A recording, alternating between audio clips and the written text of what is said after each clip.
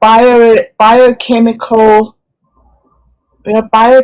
quantum computer, and he was saying that the electrical charge that exists in the membrane of our cells is 7 times as intense, I think he said 7 times as intense as the electrical charge of lightning. It's just very tiny. But if you were to take our cells and make them big, we would have, each cell has 7 times more energy than a bolt of lightning. Well, nobody, and you know, I say that all the time when I bring up the Schumann resonance, and everybody has a hard time accepting that. They just, and it's science. I mean, this isn't like any kind of conspiracy or anything. This is factual science. Like they've done research on this stuff, you know, but people just do not want to accept that. Yes. You know, it's crazy how that people think when it comes to that stuff. It's like, oh, it's just way out there. How can you believe that? And I'm like, it's true. Yes. That's right. You know. So I was fine and everything was working, and now my camera isn't working. Oh, let me double check. I don't understand what that is about. It froze. Yeah, I'm frozen. There you go. And now I'm turned off. Yeah. You might have to unplug it and plug it back in. It's saying it has to do that to save bandwidth. Now, if you go into your settings, you can turn that down to where it freaking does it for efficiency rather than. Oh, which settings are those? I'm checking now. I've got to remember. It's it's never done this ever before. It started doing that with Mark Edworthy too. Performance settings. Here we go. Highest quality, best performance. All right, I've got it on best performance. There you go. Now hit refresh. Reload. Refresh. And then she'll come back in and she'll be good to go. Have a little bit of instructional thing on VoIP right there for anybody who wants to fix that problem. If it's happening to them, that's the best way to do it. And it's been happening a lot on Jitsi as well as on Teams, so just to let people know it's the best way to fix it. Oh, is it any of the other ones coming on? Mark Edworthy, most likely, hopefully. Bob Dub's here, me, you, we're good to go. We're going to get the party started, and then after we're done with Earth growing together, we'll be doing a quantum gathering with Quantum MG and the kid, and we'll do a script and a role play. Well, I know we'll be doing the role playing game, because this is the last chance that Mike's son will be able to do it before he has to go back to school. So we'll get that in, and I think they want to do a script. I'm not sure. So, oh, there she is. Hello. Hey, failed to access my camera. Really? Yeah. Look at this. It's working fine when I'm not speaking to you. You know, when I'm testing, and it says your devices are working properly. I come in here. Yep. What the hell? I have a complete and utter disgust for VoIPs. Every single Teams is doing the same exact thing. Teams is doing the same. Mark was having issues with it the other night on Teams on Nancy's show, but it's just driving me nuts. Okay, I have my smoke done. I've got everything set up. I'm gonna go outside and smoke my cigarette. I'll come back in, and while I'm gone, Robert can talk to you, because he's got a lot of good ideas he wants to talk to you about. Okay, I just need to try and get my video working. Mhm. Hang on, I'm just going to refresh quickly. I'll be Okay. back, Robert. I'll be back. Help her test, okay, Robert? Mm-hmm. Let her know if there's any issues with her camera, if it's working, stuff like that. So I'll be right back. And just so if anybody's watching, we are streaming, by the way, but if anybody's watching, we'll be ready for recording on the top of the hour. So be patient. Doing audio and visual test first.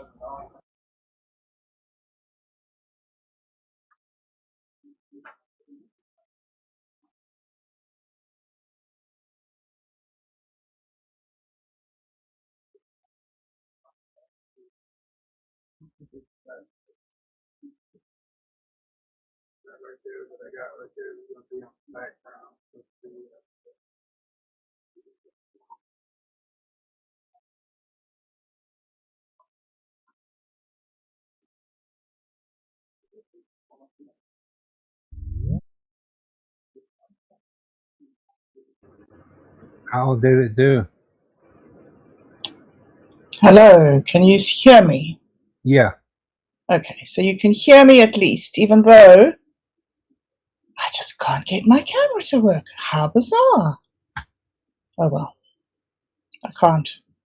Well, what Roger did that one time when the camera on here got a little screwed up is count to four from four back and then put it back in. Oh, I see. Okay.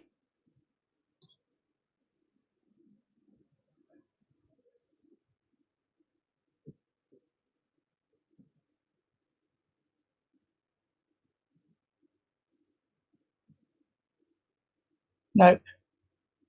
Still didn't do anything. Nope. Yeah, that's bizarre. It is. It is quite bizarre. I mean, it always works.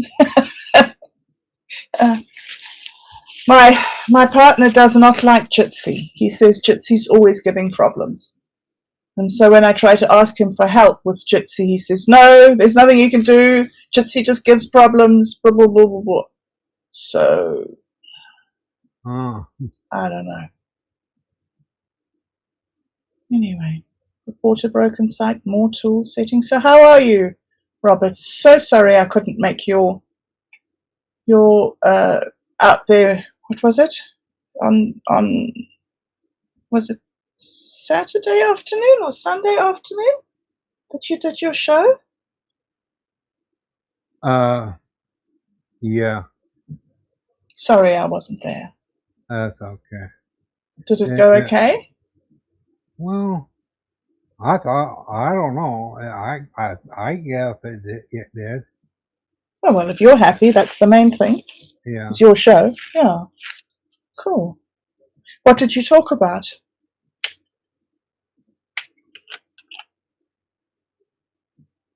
Oh.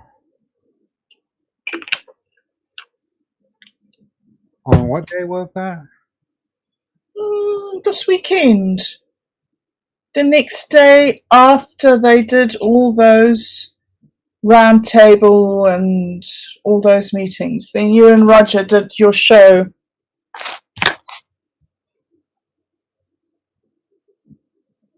Oh, Tuesday.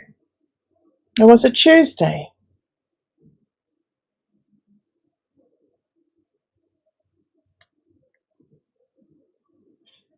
Well, Could I have think been that Tuesday. was. Yeah, that was day Roger fell asleep. Didn't wake up. Oh. Okay. Yeah. Yeah, with all this new stuff and all that they're coming out with, this new technology. Yeah. That's why I was asking, like, people that do work with this stuff. Yes. What specific things do people got to start looking into when they're buying new equipment and all that for the computers? what is a necessary thing of it? Yes, yes. That's a very interesting question these days. Yeah, because with all this new stuff that they're coming out with, Yeah. all these newer games, where it takes more bytes and faster Mm, and all that.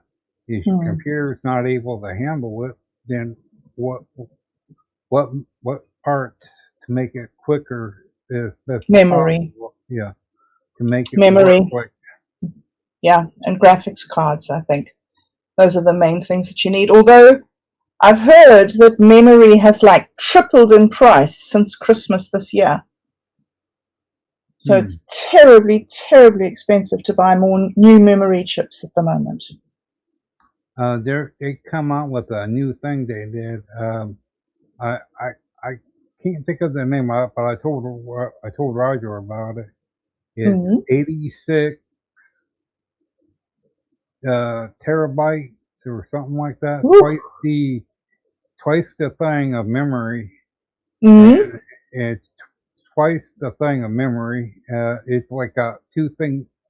Well, it's got quite a few things built into it, mm, and it's got quite the load onto it. But the thing of it mm. is, if you don't have that type of board, if they Yes, don't, then you're just not going to be able to do that. that's the problem, hey? They're coming up with all this new stuff that if you do not have it for that Yes, specific type, yeah, yes, yes. Have we started yet? no, not yet. No, Roger's just smoking a ciggy. He'll be back in 5 minutes. Then he'll start, yeah. So So we've just set up. I had to think about this for a while, and those old Tom and Jerry cartoons, how like you had the nanny character, which is always like, Thomas, you shouldn't do that to that mouse. That's not very nice. In this polite Claire Huxtable voice. Mm. Well, I figured out that's why I like your accent and your voice so much. I figured if I had your voice in my head growing up, I would have not have gotten in a lot of trouble. You shouldn't be doing that. It's like, oh, okay. You're my missing conscience. Shall I tell you the sad, sad, sad thing, V, What's that that? I learned after 60 years? What's that? You only listen to yourself. I always used to say that exact thing that you've just said. If only somebody had said this, if only that. And then I started realizing, oh, that person did say that. Oh, that person said that. Oh, yeah. So I've come to the conclusion that if you're not the voice in your head, you're screwed. Well, You have to learn to be your own voice. Well, they say if you don't control yourself, somebody else will. That's right. Indeed. That's what they're saying about the AI. If you're not teaching the AI to behave, it's teaching you to conform. Yeah, but There you go. you have to know yourself to control yourself. Well, welcome, V, by the way. It's the first time you've been on my Earth growing thing. So. Well, hey there, War Master Horus. I like you got your picture up there. Yeah.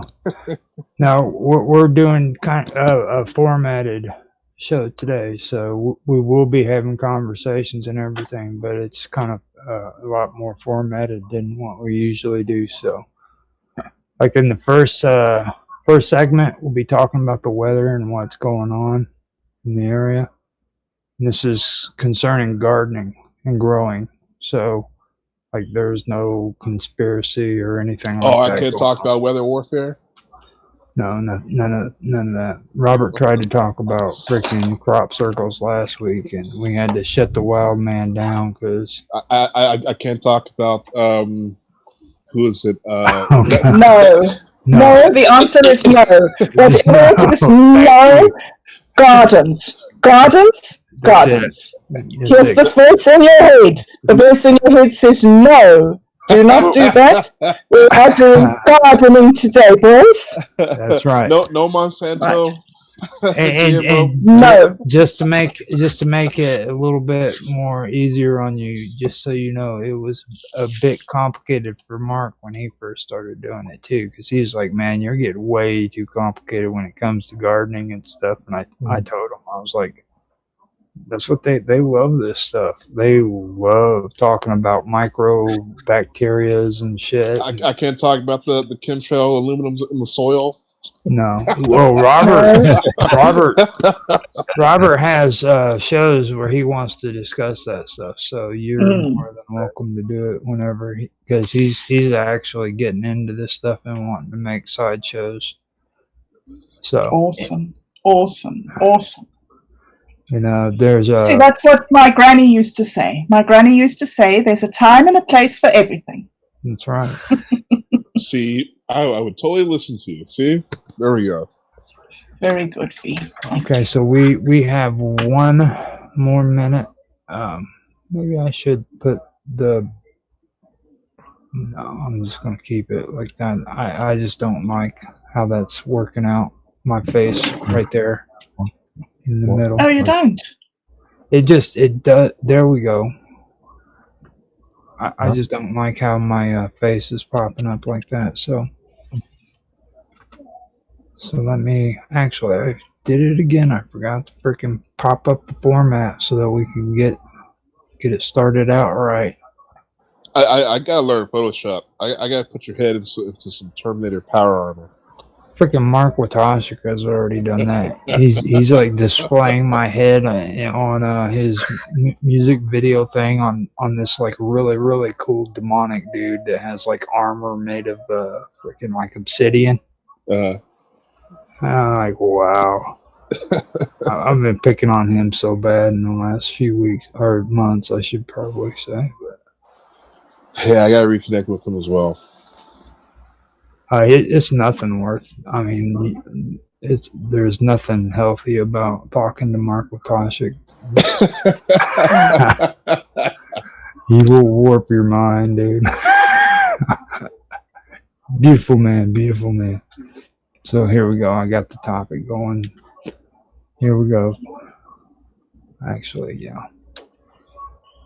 3, 2, 1, now.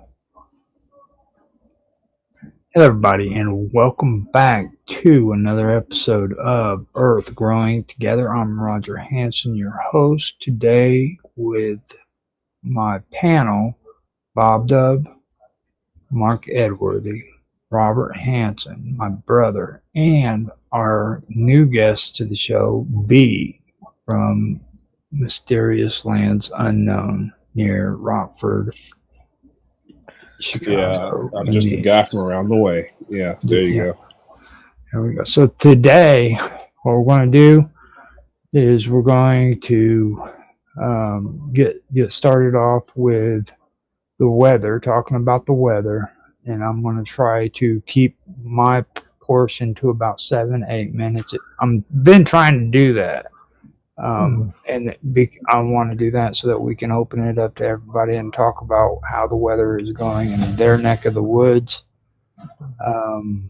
So today we're going to start the first segment out. This is weather around the world. Weather this week. The big story this week has been a change from the hotter conditions into somewhat cool weather, although humidity and thunderstorms are still part of the picture. For West Frankfort, where I'm living, the current outlook has temperatures generally staying in the 80s, with nighttime temperatures dropping into the 60s. Thunderstorms remain possible, particularly around the next several days. The important gardening point isn't simply weather, it's hot or cold. It's the combination of temperature, humidity, rainfall, and sunlight. The garden doesn't experience the weather as a single number on a thermometer. It's experiencing heat, moisture, sunlight, humidity, and wind all at the same time. Recent local precipitation data shows that West Frankfort has received measurable rain several times during the past week. The local weather record available August the 18th showed August the 18th at 0.02 inches, August the 17th at 0.10 inches, August the 16th at 0.25 inches, and August the 15th at 0.15 inches. August the 14th, about 0.19 inches. The total roughly was 0.71 inches from August the 14th to the 18th alone. That's significant for the garden because we're coming off a complete dry period. We've had enough rain this week that watering the garden shouldn't be something we decide by looking at the surface of the soil alone.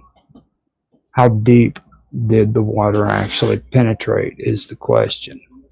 A light shower can make the surface look wet without providing much moisture deeper in the root zone, while a heavier storm can saturate the soil.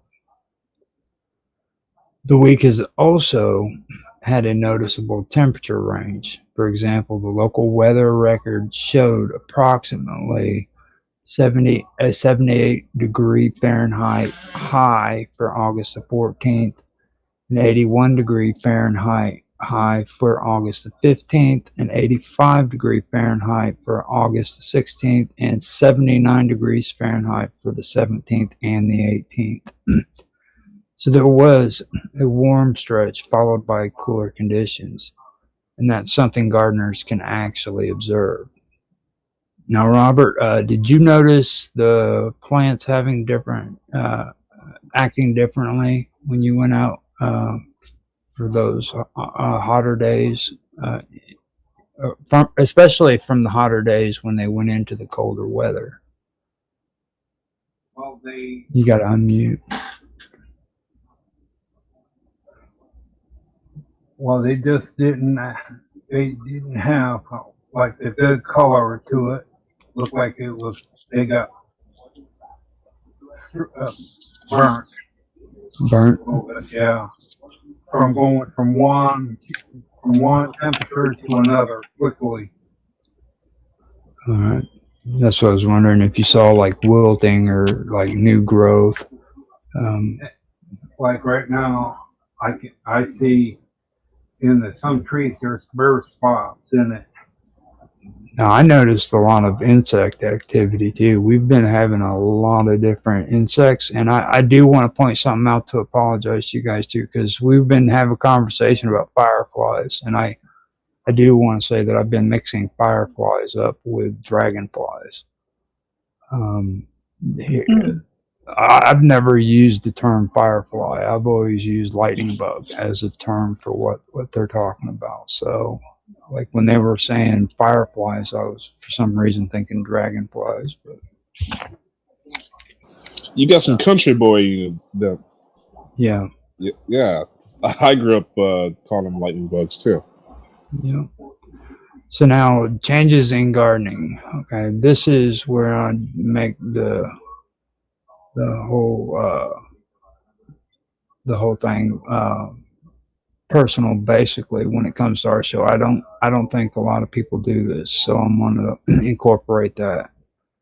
Now, by late August, the garden is transitioning from rapid summer growth toward production and harvest.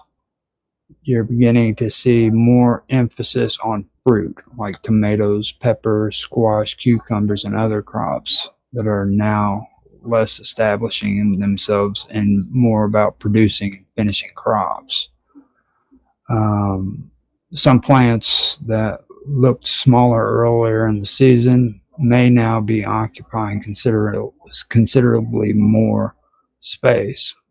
This is a good time to look at vines, trellises, supports, crowded plants, overgrown areas, and shading.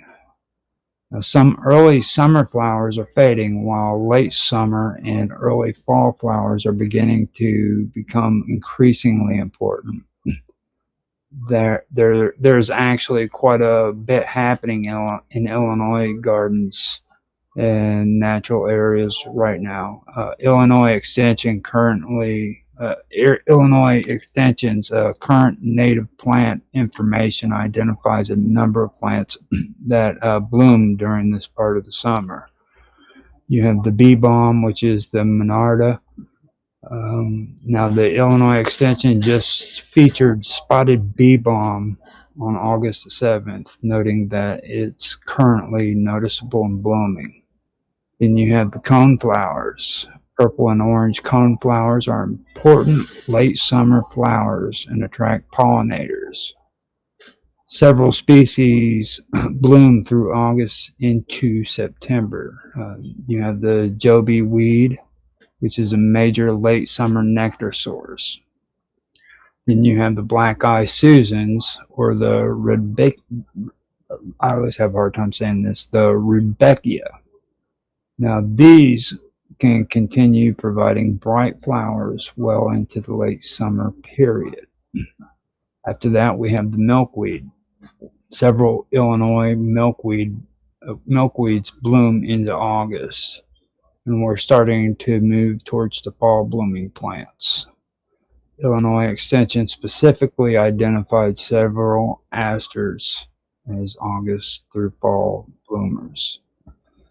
Now, something interesting is happening in the garden right now as well. We're moving towards the end of summer, but the garden isn't shutting down. It's changing. Some plants are finishing their blooms. Others are just getting started. Pollinators are still working. Birds are beginning their seasonal changes, and we're getting closer to the fall migration. The garden is changing gear. So that will bring us into the whole subject of butterflies. This is a really good time of year to watch butterflies in southern Illinois. Illinois has roughly 100 butterfly species, and August is still very much part of the summer butterfly season. Native flowers such as coneflowers, black-eyed Susans, milkweed, and asters, as well as Joe Pye weed, provide nectar, while plants such as milkweed provide habitats for caterpillars. There's also a particularly interesting seasonal development happening now. Monarch migration is approaching. Now, the Illinois DNR held a Monarch's Journey program in southern Illinois on August the 8th, specifically covering monarch migration, life cycle, and conservation. So our butterfly watch is getting interesting this year, this time of the year. We're still seeing plenty of summer butterfly activity, but we're also getting closer to one of the great events of the year, the monarch migration. So if you've got milkweed, coneflowers, black-eye Susans, or other flowering plants around your property, take a look. You might be seeing more than just a pretty butterfly. You may be watching part of a much larger migration. Well, like a honeysuckle. Mm-hmm. Mike, I actually have a good question for you, Robert. Have you noticed any difference in the number or types of butterflies around the garden or around the yard, even when it compared to compared to earlier in the summer? No, not really. Well, it depends on the time of day it is. Okay. So before we go on, I wanted to just kind of like stop for a second and ask everybody, because I'm trying to keep this down to 8 minutes. We've gone already to 10, 11 minutes on this. So You guys want to tell everybody what's going on in your neck of the woods when it comes to weather? I'll start out with Bob Dub if you want to. Okay. So today the high is going to be 58 degrees. It's very calm. We've got southwesterly winds at 10 miles an hour and about a 6% chance of precipitation. Our sunrise at the moment is at 10 to 7 in the morning, and sunset is 5:45 at night. And for the next week, luckily, we're not going to have too much rain. It should be raining on Sunday. We should have a 93% chance of rain on Sunday, but next week, thank goodness, we're going to have a little bit of a break from the rain. So cold, wet, miserable, and dark, pretty much. Oh man. Wintertime in Australia right now, so New Zealand. or New Zealand, sorry. I apologize. Australia is mostly desert. Most of Australia is desert. Well, So it's just this cold little wet island here. how about you, Mark? What's going on in your neck of the woods? It was sunny and warm up till Monday. So from Saturday to Monday, meaning highs 27, so 80, 28, about 80 Fahrenheit. It's just starting to.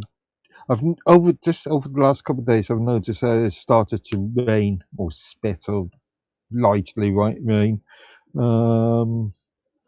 But judging from the forecast, I am seeing this week from Tuesday to the end of its records, which is Thursday the week after, it's going to be raining 22, 19, 17.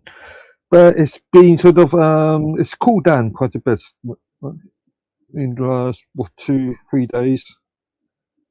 But yeah, I can't give you precipitation numbers, afraid, but yeah. All right. How about you, V? What's going on up there? Yeah, I don't know. Are you hot? Are you cold? Are you sweating? Well, so the thing is, like, I'm gonna say this. I've been everywhere around the world, and especially all around the country. And I even lived in Miami. Now, where I am next to Chicago over here, this is the most humid weather I've ever experienced in my life. Like I'd be clean, fresh, showered up, and just. And the moment I step outside, there's like this. What almost feels like slime all over me, and I'm just starting to sweat, and it's just like, oh, no, I sweat naturally. Like I can't control my body temperature, right? I have medical conditions, but there's no excuse for this. This humidity, it's insane. I realize I'm next to the Great Lakes over here, but the humidity is like always 100%. So today, actually, the sun's come out today. It's been fairly cloudy the past few days, and raining, in late, or actually the early AM, and which has been nice. It's cooled down. I definitely appreciate the cool down, but still way too humid. I've got like those wooden floors, or like fake wooden floors. They have like little wood, like looking film over the floors. Yeah. Well, all those are peeling up on all the corners. It's so humid. I don't know why the landlord would put that kind of stuff down as flooring, because between each piece of quote unquote wood, all the corners are just peeling upwards. So Yeah, not a good thing. It's funny that you said Go ahead. He's cutting out. You're cutting out. that Hold I'm on. sitting on because the hot heat. The Oh, got you're breaking up, brother. sort of leveling off. Start over. Start over. Yeah, Sorry. Because it's been so hot over 32, 34 degrees centigrade, the lever on the arms of this chair is cracking up. yeah. Wow. Yeah. So, yeah. So, like the humidity, I'll even go even further. So, where I have my pillow, so I have my bed in my bedroom. My bed's in the corner, and it's my pillow will I need support for my neck. I don't have a headboard, so where the wall is, where my pillow is, like where I'll usually have my hand or something like that, the paint has folded up like like you have slightly melted cheese. Mm-hmm. It's like folded up like that in a circular spot because of the humidity and my body warmth. Amazing. So now getting back to finishing off the first section, I'm going to try to get this done and real quick because we have a limited amount of time today. So let me continue with the whole part of this section. So with that, I'm going to get back to the fireflies. Now, the fireflies are an interesting one because we're moving towards the end of their high visible summer display rather than the beginning. So Illinois Extension says the coming Big Dipper firefly generally emerges around early June, and adult fireflies live only for a few weeks. Now, the majority of their lives are actually spent as larvae in soil and leaf litter, where they eat worms, snails, slugs, and other small organisms. That is an interesting thing because fireflies are now another thing that we should be watching right now. But there's actually a twist to it. Like I was saying, whenever we see those flashing lights in the summer, we're seeing only like a tiny part of the firefly's life. Most of its life is actually spent down in the soil and leaf litter as larvae, and that connects perfectly How long, with what how we're long going to be does talking about, huh? how long does it take for a firefly to fully develop? How long does it take for a firefly to fully develop? It takes they start out usually right around the beginning of the summertime, and then by the time they get around to the August time, right now around August, maybe the beginnings of September, that's when they're fully developed, most of them.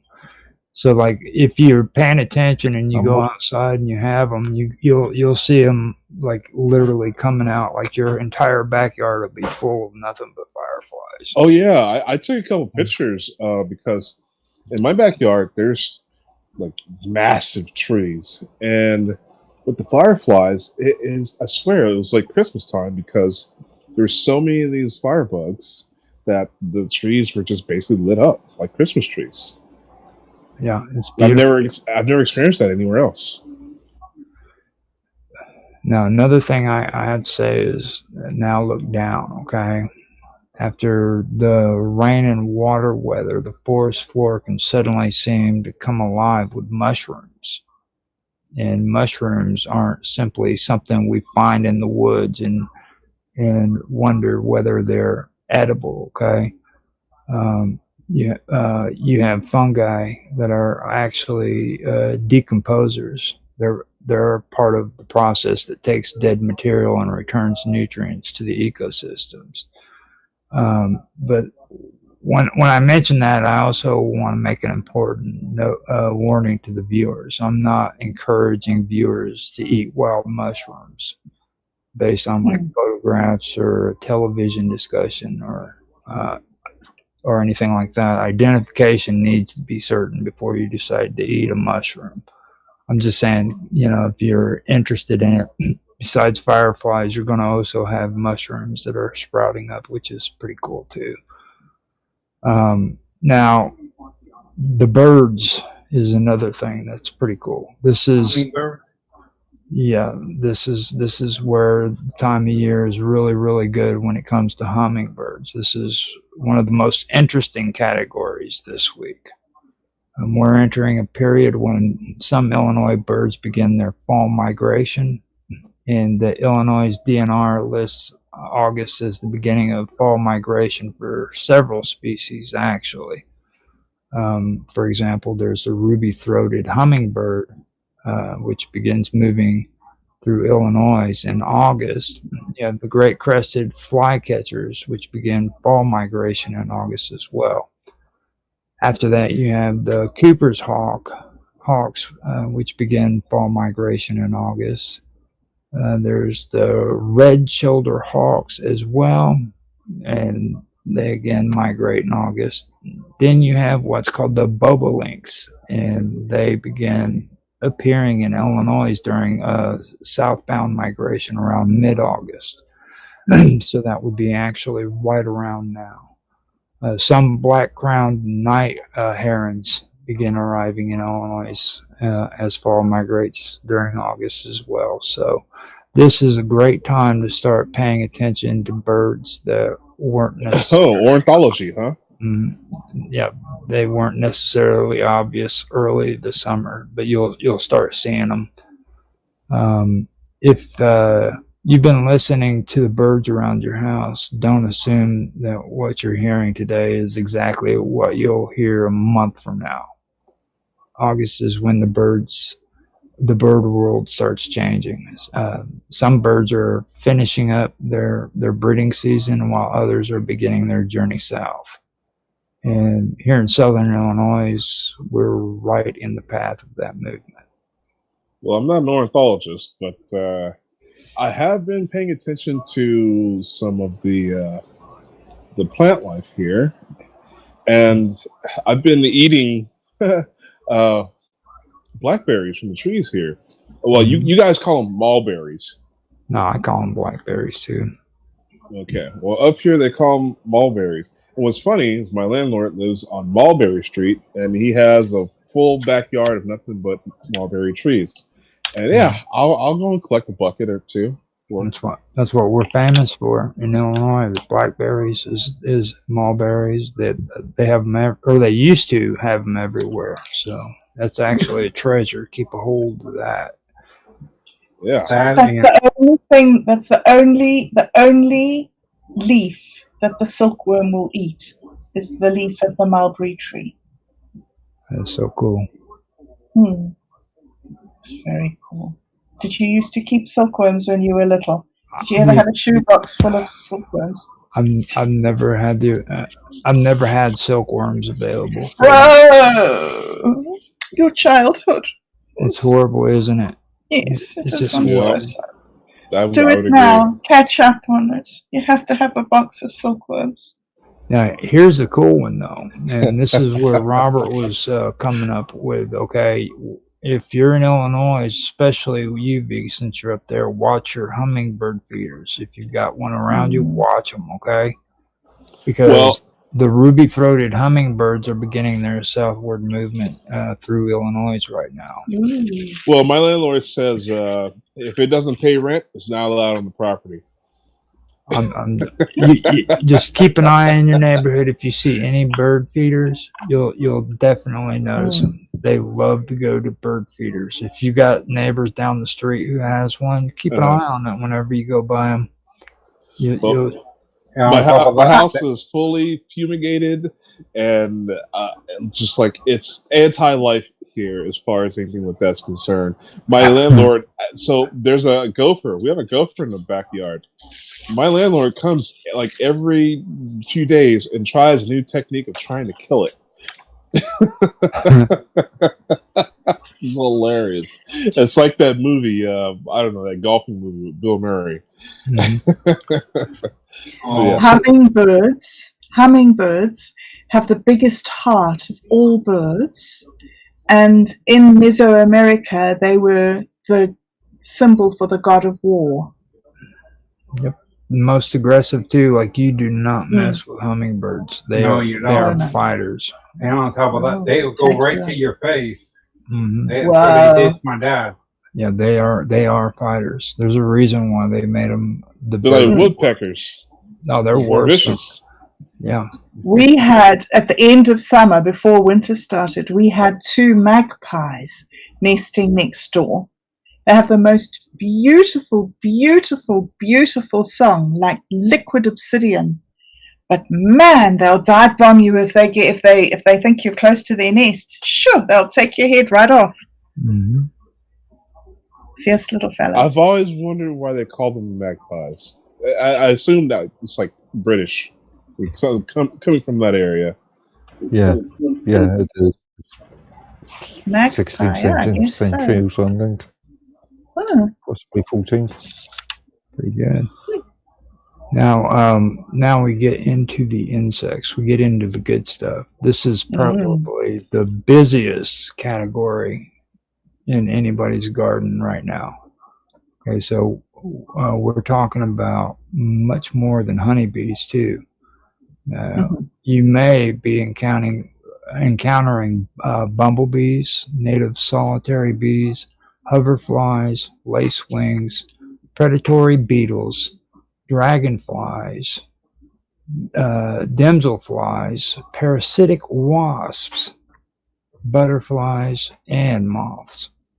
Now, Illinois has approximately 500 species of native bees, according to Illinois Extension. And Illinois Extension's 2026 pollinator work has emphasized that native plants can provide important nectar, pollen, and habitat. When we say beneficial insects, we're talking about an entire workforce. Some are pollinating our flowers, some are eating pests, some are decomposing material, and some are predators that help keep out insect populations or keep them under control. There is a bulldog honeybee. It rounds up other bees, take it to the hive, and there was a question I wanted to ask you, Robert. How many different kinds of insects can you find in one garden if you actually stop and look? As long as it's not been sprayed by chemicals, you can probably find about 20. What do you guys think? You think he's right? I think 20 is a little low. I would say more like, yeah. 50, 60. Depends on location, of course. Yeah, but if you disrupt In Britain, the you yard probably with could find 50 or chemicals, Mm-hmm. Well, Illinois. What size yard are we talking about? Yeah, well, I don't think it's 20 either. I think it's probably a lot more than that. Yeah, I'm thinking of as far as Britain's concerned, 50. 60. Thousands. According to the LLM, a healthy garden can host thousands of individual insects across hundreds of species, ranging from microscopic soil dwellers to flying pollinators. Mm-hmm. Well, I will say I've seen the biggest honeybee in the world. Well, in my life, I want to say about 4 weeks ago. I mean, this thing was fat. I currently have also the biggest beetle I've ever seen in the world. It's just like the size of a $50. On my living room table right now. It's not alive, but I decided I want to preserve it because it's gigantic. Get your mason jar. Yeah, but insects. I'm so happy because I hate mosquitoes. Mosquitoes typically don't bother me if they are around, but I haven't seen a single mosquito since I've been here all summer. You're lucky. You are lucky. Do you have ladybugs up where you are? Who, me? Where I? Yeah, you. Yes, we have. Yeah, I've not seen any. Yeah, we have them. No, I haven't seen them since I'd say about maybe 2-3 years ago. Oh, But they were here before. We used to have them literally everywhere.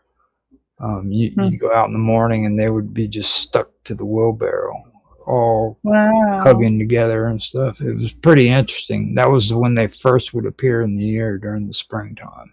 Well, Oh, yeah.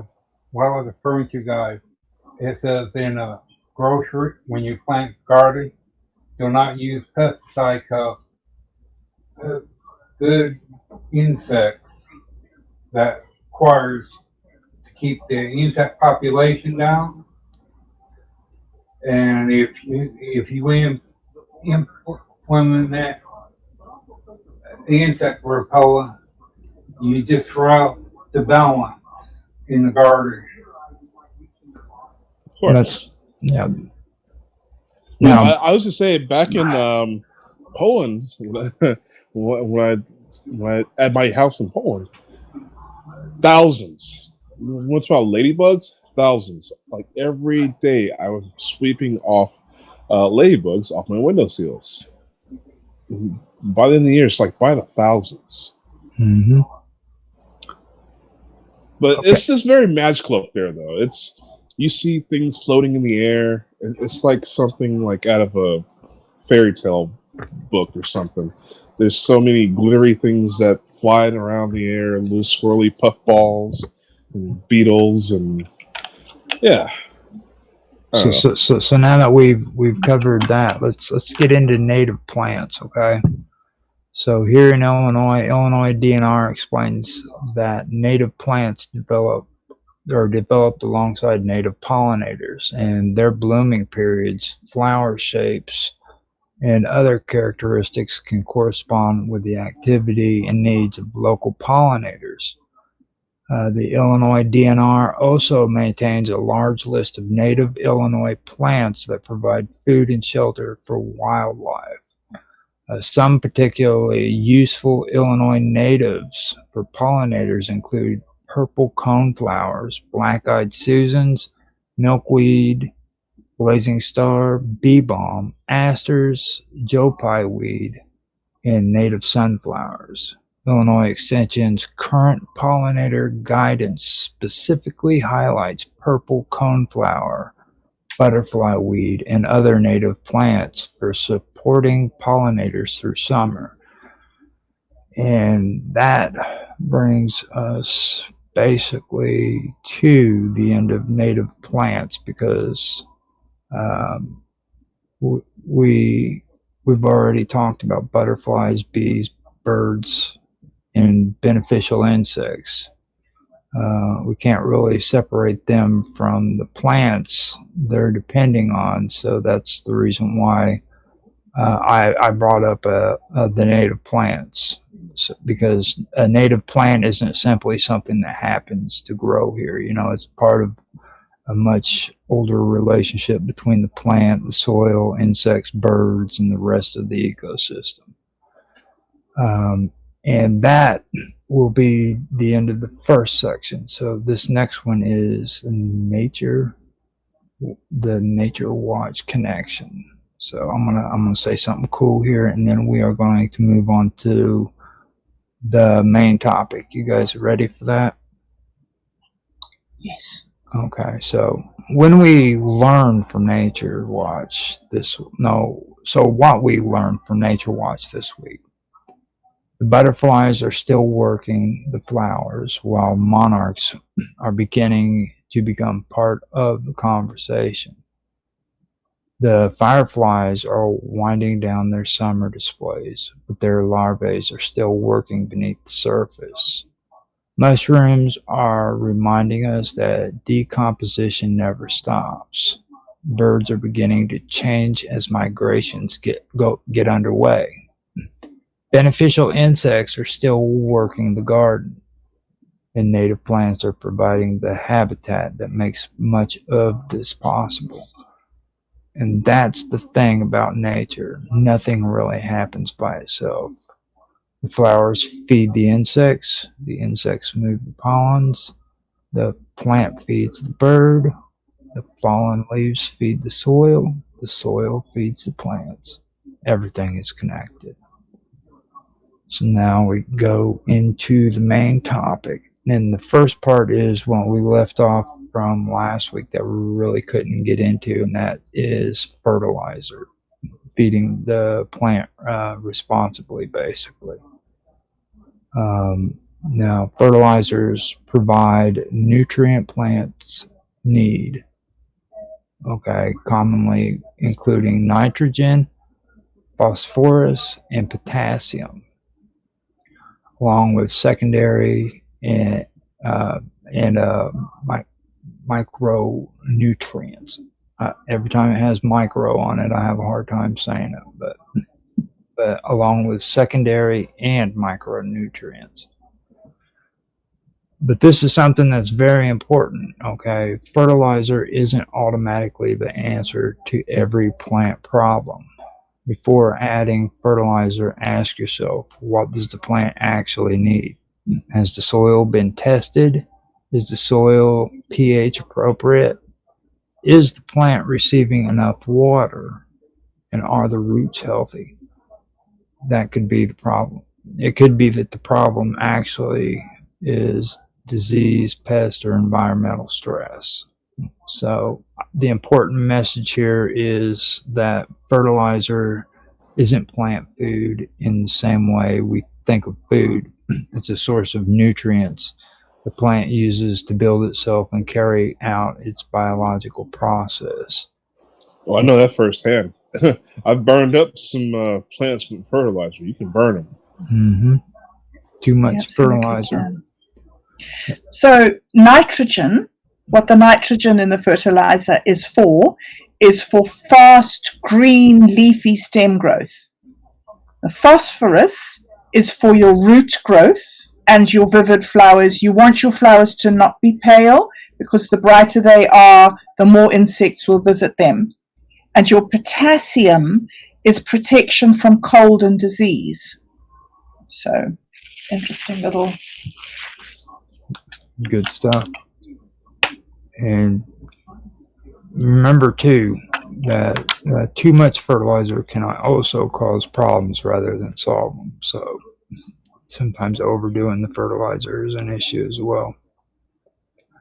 Absolutely, because it can suck the nutrients out of the soil. If you disturb the pH balance, you can get the flow, instead of happening from the soil into the plant will start losing its nutrients into the soil, which is a very bizarre backward cycle that mankind can induce. Yeah. A question I got for you guys is, where does fertilizer go? Where does it go? Mm-hmm. Fertilizer doesn't go like straight from the bag to the plant. Where does it go?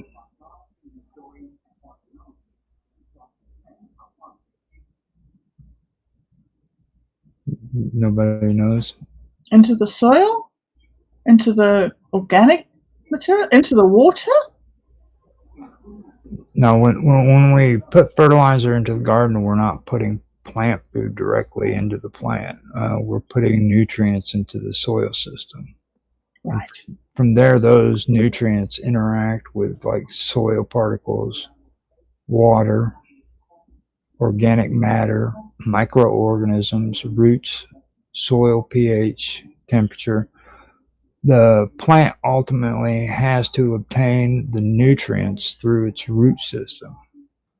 So, Robert, I have a good question for you. When we put fertilizer on the garden, where does it actually go before the plant gets to use it? Well, it absorbs up into the soil, and then when it starts breaking down, it goes to the heart of the root to where it could be processed. And you have to watch out too when you look at what's in the fertilizer. there's some soil, like if you buy prep oil, prepped soil already in the bag. You have to watch out. Make sure you don't get too much of one thing in it.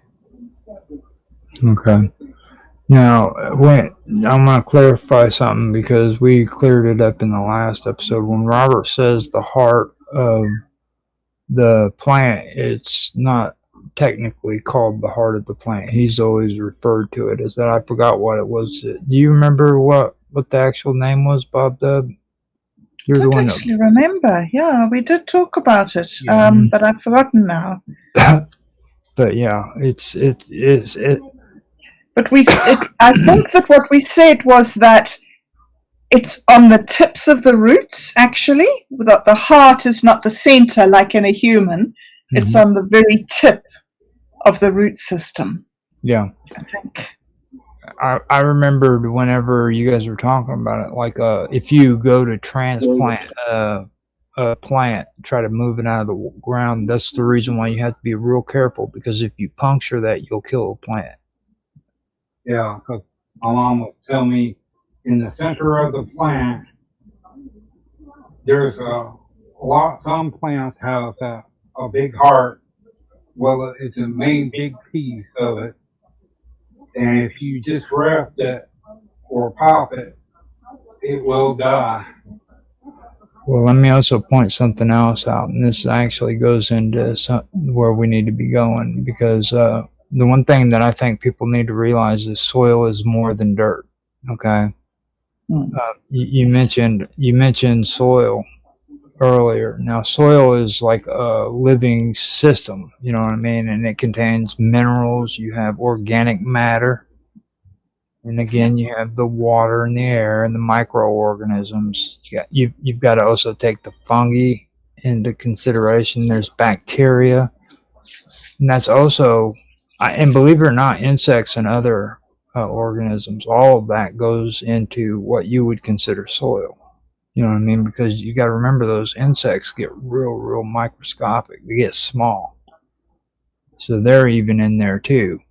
And when people buy bagged soil, that's something that you also have to be aware of too, because if you pay more attention, you'll start noticing that if you're getting into the videos. The one thing I do agree with a lot of these videos about is they're real cautious about who they buy their fertilizer and soil from, because if you get it from overseas, you'll find like foreign contaminants when it comes to insects in them, or larvae from freaking bugs that you have from like India or the Ukraine or some country, you know, that's being where they're getting this fertilizers from, and they'll be introduced into your soil. So be careful when you buy fertilizer and soil from the store. Make sure that it's not contaminated. And you can usually see it when you open the bag.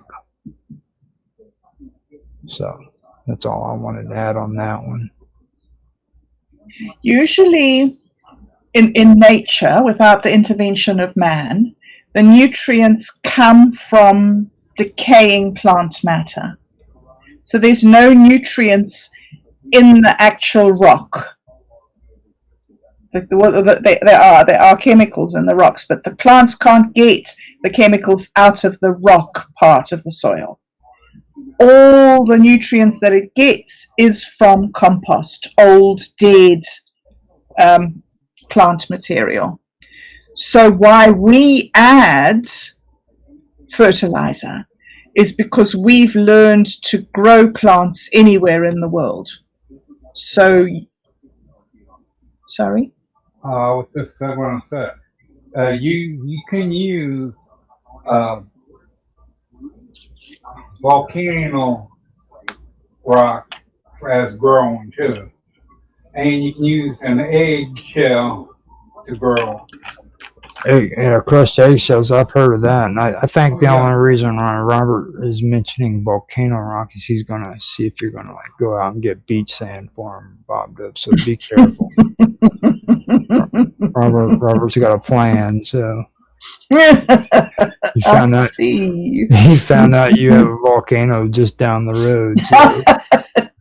Well, I've seen in New Mexico the vines would climb on top of the lava rock and implant the roots up inside of it and actually grow.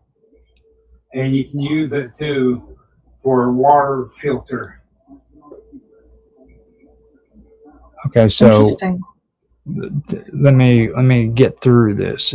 Now, with the Illinois Extension, they describe soil as a dynamic substance containing mineral, organic matter, insects, fungi, and microbes. That means when we're talking about fertilizer transfer, we're really talking about nutrients entering an ecosystem. Now, this brings us to water. Now, water is the transportation system when it comes to all this stuff. Water is extremely important to nutrient movement. Roots don't simply reach into the soil and grab dry particles of fertilizer. Nutrients have to become available in forms the plant can take up, and water is very important part of that when it comes to that process. This also explains why watering and fertilizing can't really be considered separate subjects either. Too little water can interfere with the nutrients uptake, but excessive water can create another problem.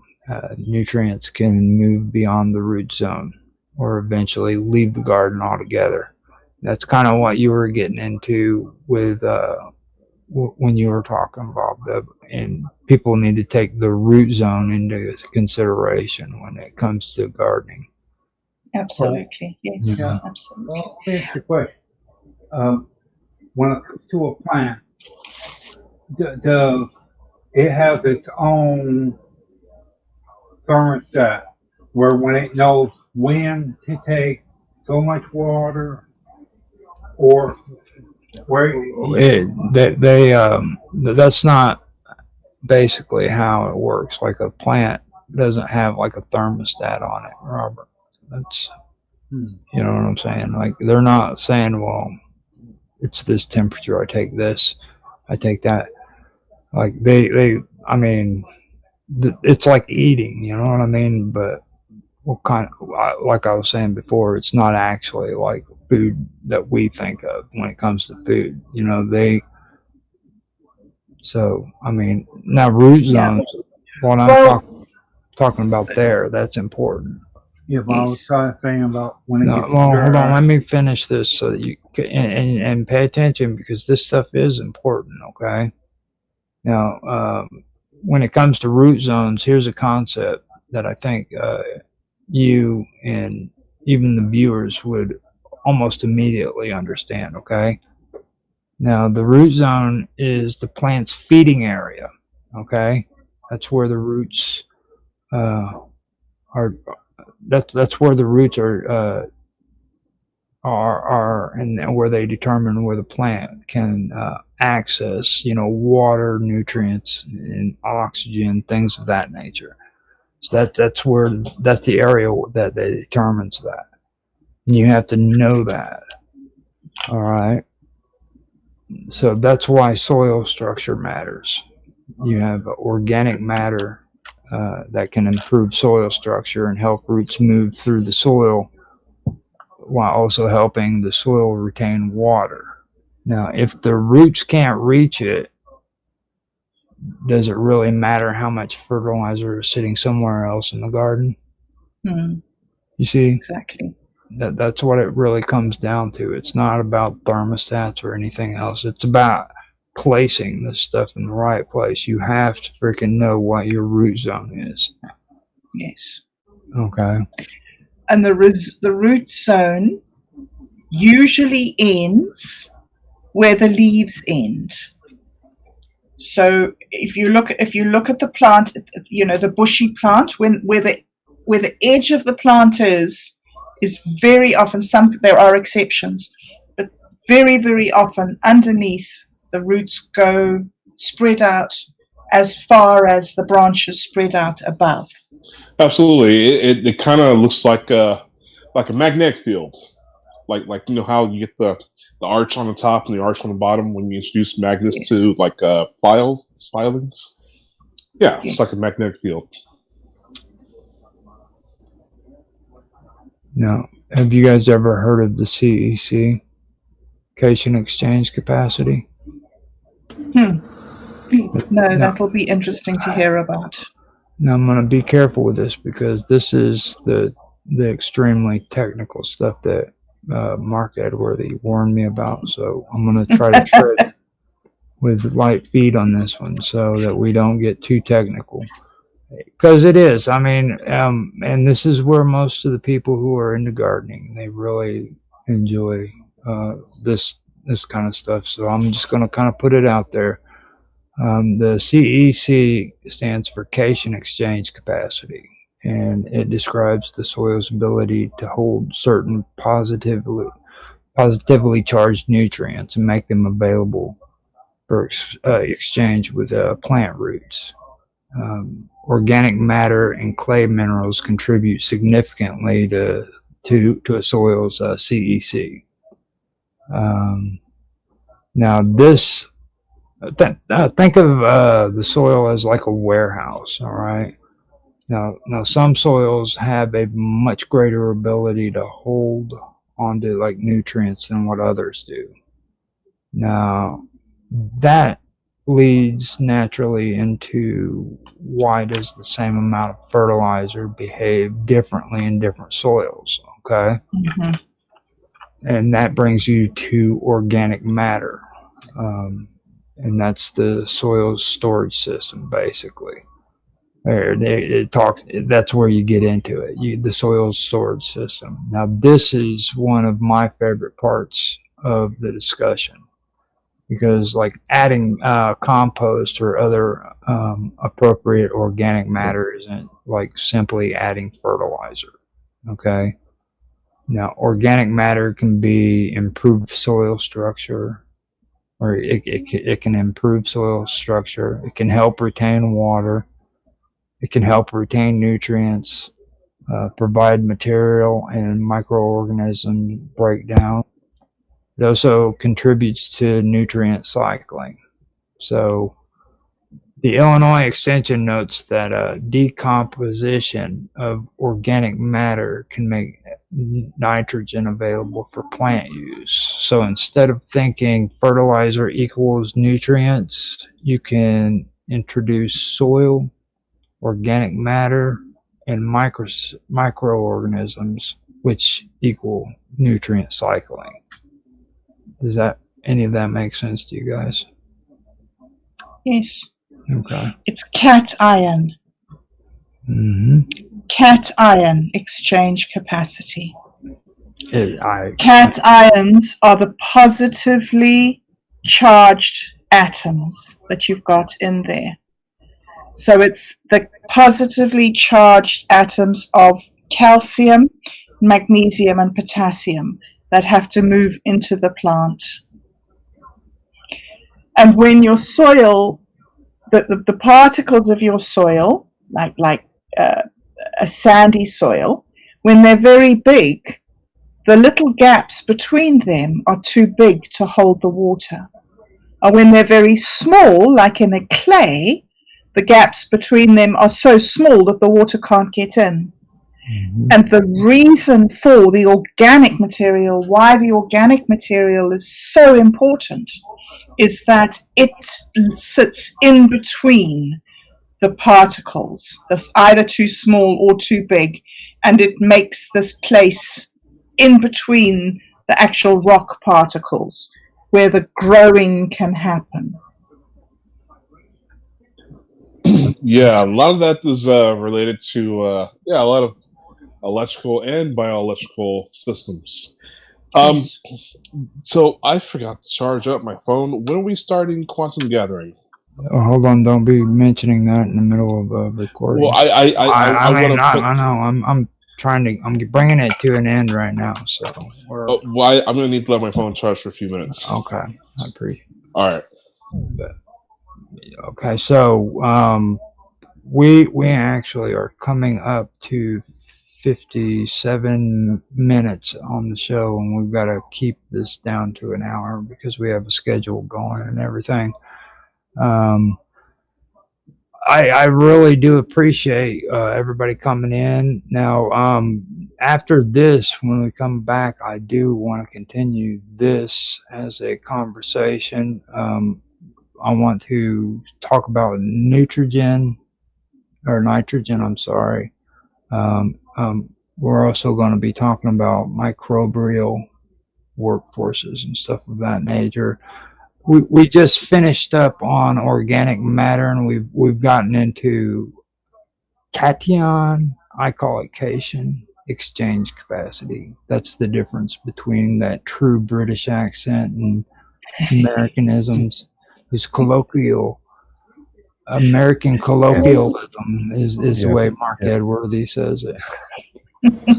So we're getting into we're really getting into the soil and everything, and actually getting to where we need to be. So I do enjoy this. And like before, I want to mention our showcase. You know, if anybody has any gardening videos, video clips, you know, gardening pictures, or any audio feed that you wish to share, send them to us, and we would be more than happy to put them on the show and let people watch them. So we welcome everybody on the panel as well. Mark especially. You were over there in Devonshire. You know, I know you got gardens over there. So if you ever actually, my garden is not good. My garden is not good at all. Well, Yet, Mark, yet. Well, I know a person. He's in Australia. He has a big old metal farm. Awesome. A big old farm. He uses some metal containers to grow. Okay, so before we get going anymore, we're going to have to shut Robert down before he starts getting all crazy. He last time he started talking about crop circles and stuff. So we gotta end the show. You're scarred for life. Roger. I am. He just. For life. Yeah, that was too much for you. So before we end, Bob Dub, would you like to give your socials so people can know how to contact you if they want to talk to you? Thank you, Roger. I'm in the Swarm space on lovable.app, and I am on minds.com. Both places I'm Bob Dub. Thank you. Okay. How about you, Mark Edworthy? How can people get in touch with you? Okay. Only really through minds.com. Username Medworthy. Okay, now Robert has his own channel, which is on YouTube. It's Robert Hanson, short and simple. You can find me on, or you can find both of us on minds.com at my account, Roger_Hanson, or you can find me and him on X, or you can reach us on X, Roger Hanson at ROGLOL1973. I do have a community on Teams. It's Roger's Hangout, as well as chat on Element Matrix, which is Roger's Hangout as well. You can also find me on the Infinite Imaginarium and the Quantum Gathering on Element Matrix as well. So thank you guys for watching. If you like, please like, subscribe, share, make a comment in the comment section, and we will respond to you. Thank you for watching, and we will talk to you later. Okay, there we go. Cool. Now, I hope B didn't freaking get all upset, but you know, like you just. Phone. I mean, you can't be talking about another show in the middle of one that you're recording. You know what I mean? You were Ditching your show, I'm going to another one. Yeah, hey man, hey man, when you guys doing that quantum gathering thing, you know, like hold on, it's much more fun. Yeah, I'm like in the middle of a gardening show. You know what I mean? These things are sent to try us. Roger. Well, see, nobody cares about the editor. That's the thing. Everybody cares about the editor, No, they especially other editors. don't. Well, other editors, of course, but that's because they get put through all the abuse too. You know, like Yes. Oh, you can just edit that bit out. Yeah, sure. Thanks a lot. that's my Yeah, whole point. That's It's like what I was wanting. That's why I'm here. Yeah. it's like, my God, just horrible. That's what they pay us for.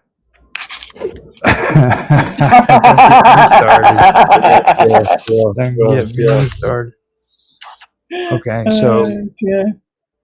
I got everything set up. I'm gonna go grab some coffee and cigarettes, and I'll. Yeah. Well, I saw V leaving, and the thought is really the RPG isn't really the Quantum Gathering as such. I didn't know if he was going to want it to do the RPG, but he doesn't have a character or anything yet.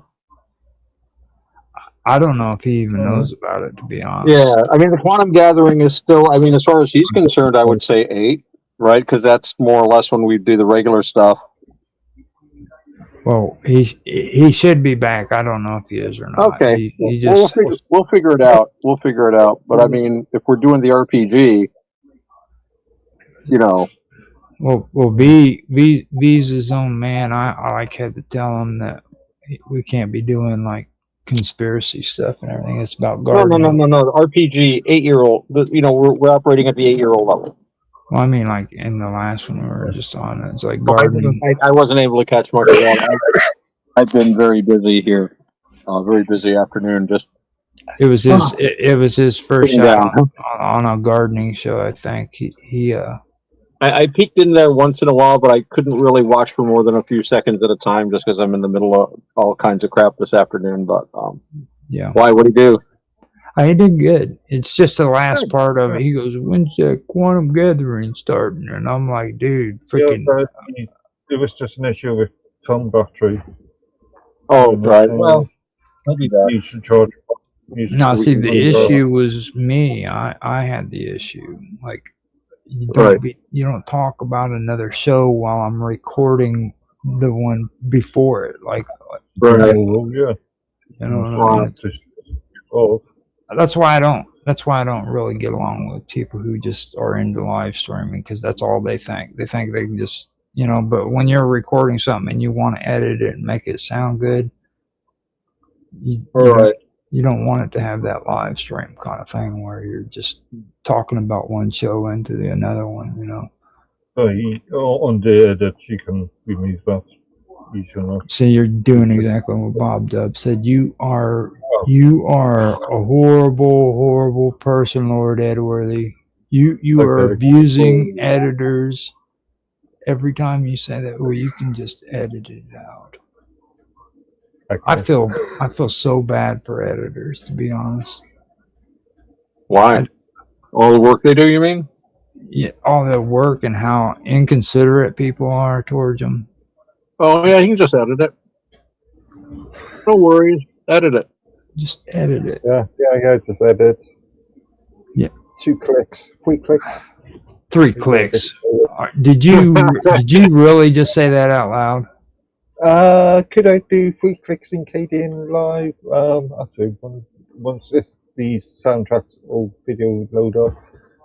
Hey, 4 or 5 clicks. Whatever. How things are going over there in the UK with that one town with the 300 and I think 350 people. The little town wanted to break away from you guys. It was a thing. No, he's not in Canada, Robert. No, I know. I'm talking about in the UK. Oh. You have a small area in England that's wanting to break away like Canada is doing. What's the old 1950s film? I know the one you're talking about, where they decided they were Burgundians. Yeah, Streets. Burgundians? Yeah, actually, that's probably where Robert got that from, because they were talking about Burgundians. about the old military base. They're opening it back up to stick the all the homeless in it.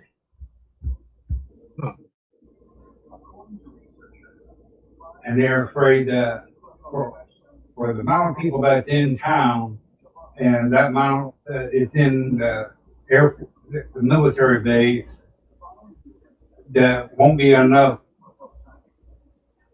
material to be there to take care of them. Are you talking about the illegal immigrant issue in this country? Yeah. Okay. They're talking about like 3,000 immigrants going to be put there, and the town don't like it. Yeah. I would have to have a look at the report. But yeah, the immigration issue is a big question in this country. I'm gonna have to figure out how to get rid of that background image now. See, virtual background. I'm gonna put. I don't think I have anything that's cool that would. Are you playing music or anything, or are we just streaming still and in theory entertaining the audience void? We are still there. We're still live. Yeah, we're still live. Hello, world! All three of you that are listening to us right now. This is behind the scenes as we change from one show to the other. And of course, tonight things are going to be a little on the catch as catch can side. We were planning to start the RPG at 7. We informed higher headquarters of this. And I guess Quantum said something about quite likely being a bit late. So I thought, well, that'll give people time to go to the WC, have a smoke, get some coffee. WC, that's the bathroom, right?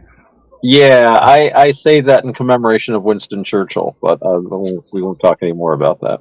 Oh, okay. Or WC, as I like to think of it.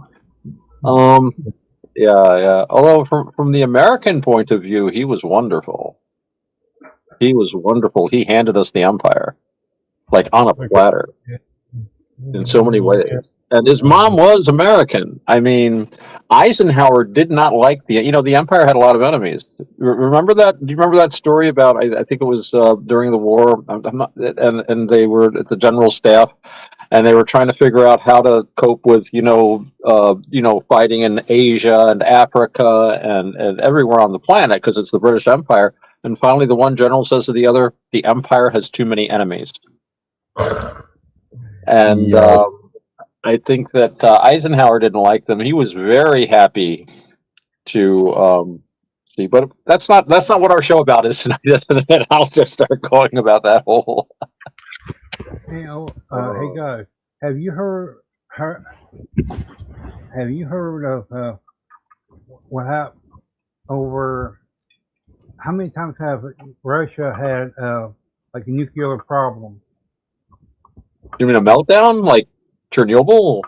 Yeah, or any kind of nuclear problem. I heard about 2 incidents before Chernobyl. There was another one in like 53 or 54 or something. The CIA found out about it, but actually suppressed the information so as not to panic Americans about nuclear energy. And Quantum has joined us, so we're on course for the RPG game tonight. Hooray!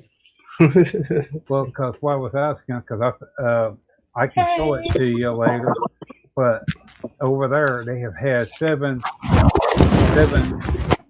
nuclear things. And remember that bomb that dropped on Hiroshima, Japan? Right. I don't think they've had any explosions other than the ones they meant to do. But anyway, we are now moving into RPG territory. Yeah. The kid's still getting set up. He has to plug it in his laptop and stuff because it died on him. Okay. So, are we doing we're still doing the script tonight, right? Yes, sir, Bob. Good. In fact, we even have Bob here with us. Yes, just got back. Hey! Hello. How you doing? I'm here. Yay! Always a good day. Let's try. No, it's not what I want to do. Where's that? Yeah, while he's getting set up, why don't we do the script so we don't run too late? Because he's got to plug everything in.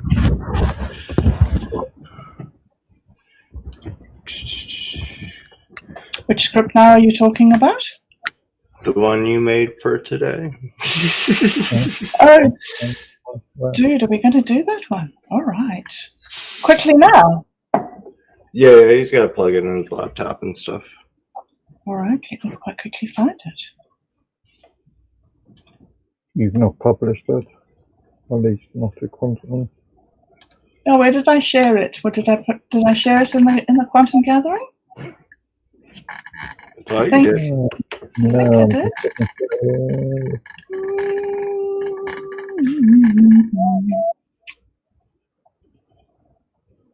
Something that remembers the wallet. Something that remembers the wallet is leading you. That's the one.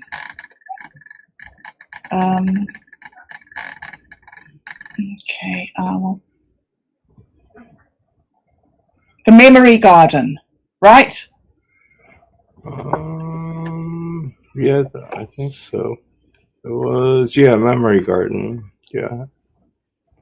Okay, Arc so one, the makers of flesh. the makers of flesh. That's it. Okay. So I have it here. I have it in the quantum gathering, if you wish it to be, and then let me put it here.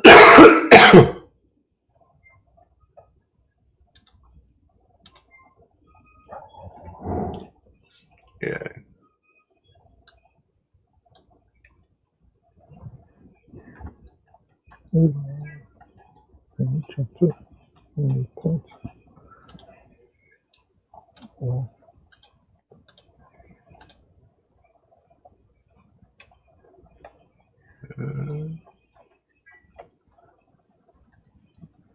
This is longer than I remember.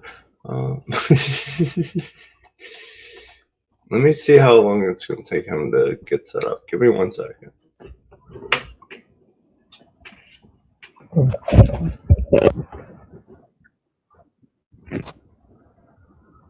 Yo, how's your mom doing? Oh, not bad. Actually, I saw her yesterday, and we had a meeting with some people, and she's stable. Put it that way. So, but she's 97, so stable at 97 isn't all that strong. Or, but she was very cheerful when I talked to her last. I just talked to her on the phone a little while before being here, and she seems pretty cheerful, which is the important thing. Yeah. So, but thanks for asking. You're welcome. Mason has joined us. Hooray!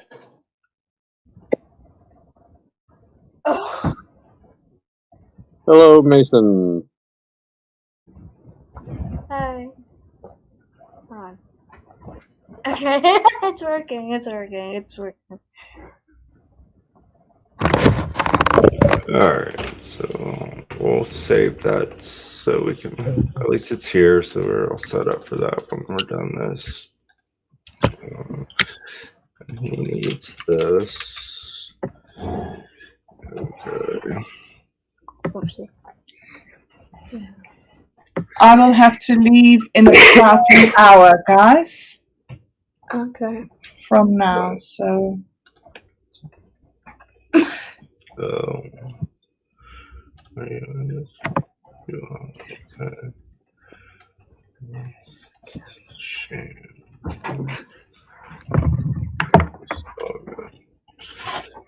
Otto, there is another script, is there not? There is a script that there are 2 other scripts, are there? I believe so. Let's get through this. Yes. We'll see how much we have time for. Yes. There are other scripts. Yes. So I'm a bit disorganized myself. Yeah, everybody is. That was cool. That was fun. All right. I mean my mouse. What did I say? Alright. So, are we recording, Bob? We're all set up. We are recording. Yes, we are. Okay. Alright.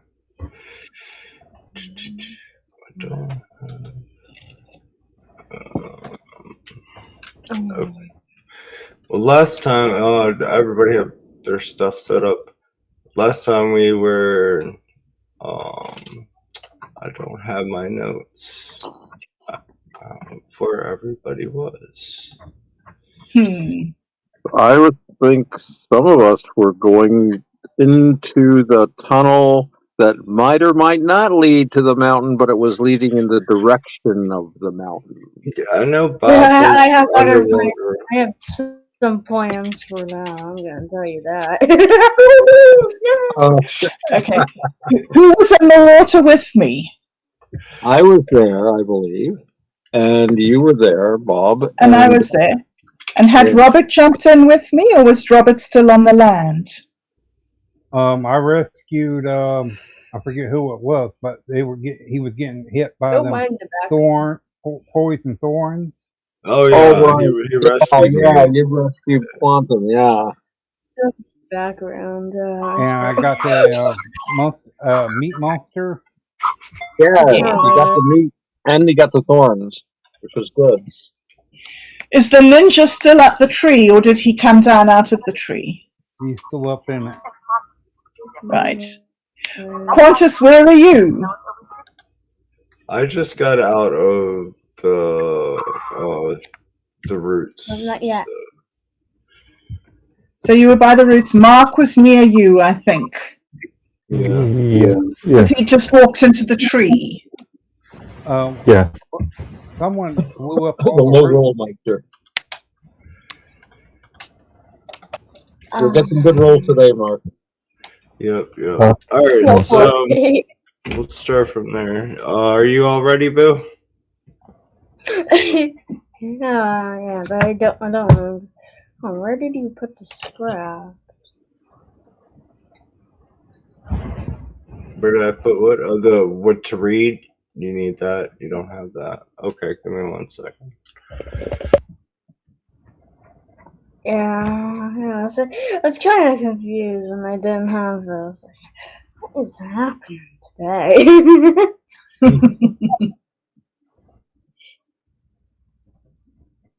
I was like, where is this?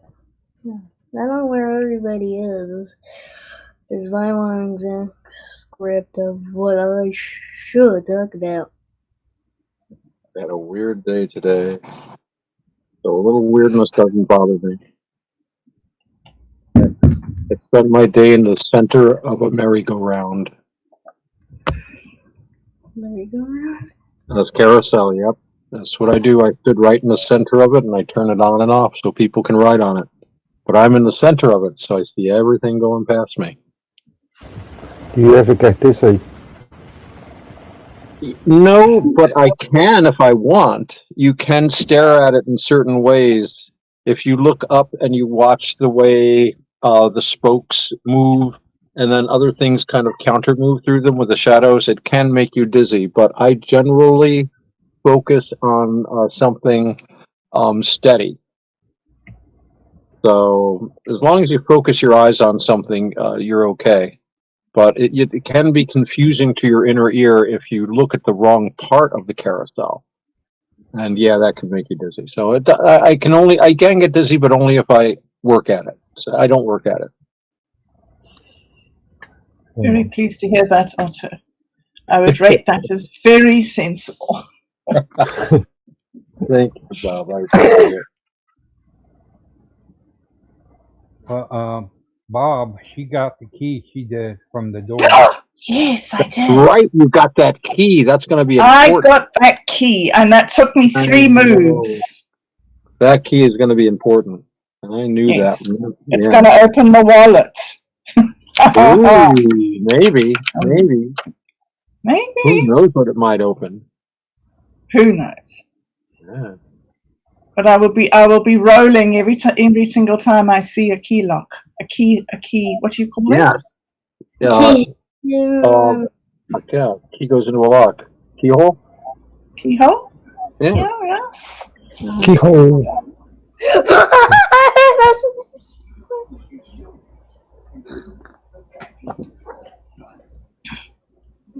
So what are we doing today, Mason? Oh my gosh! Oh my god! Oh my god! In my perspective, that sounds like a ridiculous question. Keyhole. Awesome. Because I'm not giving any spoilers. I'm not gonna give any. Oh, okay. Yeah. Yeah. Well, I had to try. Yeah. You just had to. Mm-hmm. I would respond if I was gonna give a legitimate answer. I would say we're gonna be playing D&D. Good one. That's it. Good answer. Very good answer.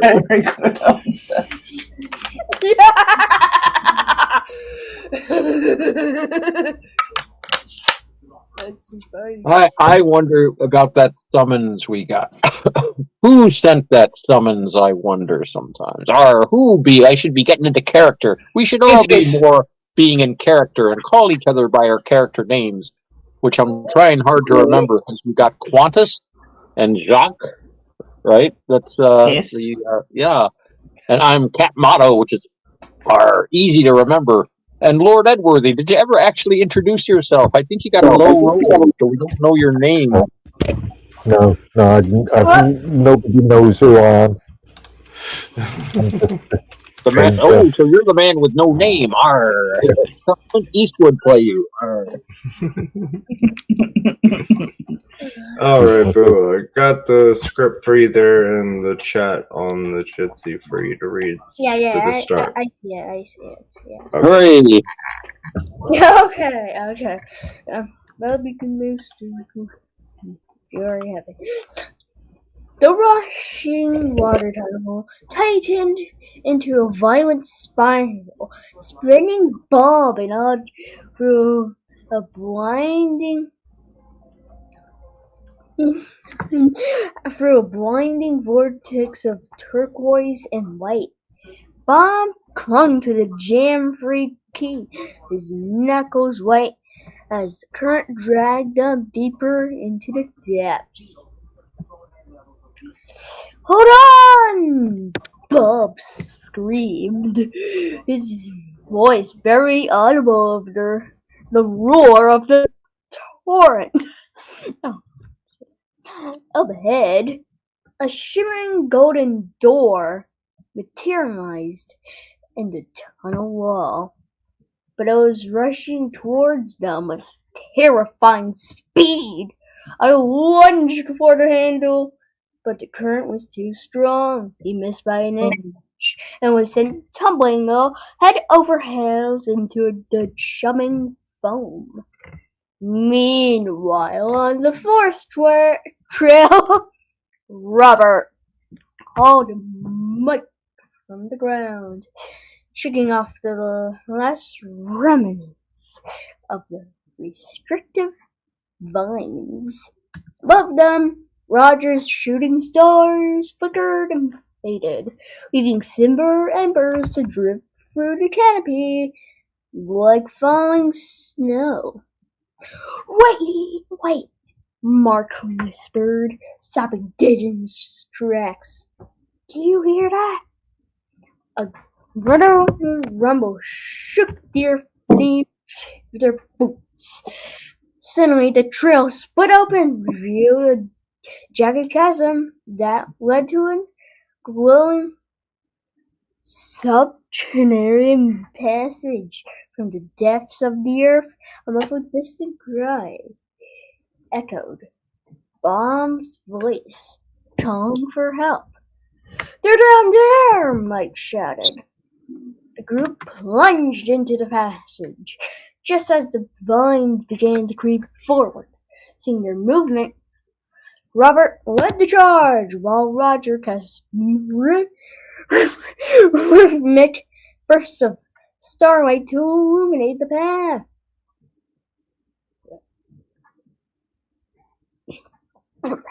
Mark noticed ancient symbols etched into stone walls, a rusted key, a swirling whirlpool, and 4 interlocking stars.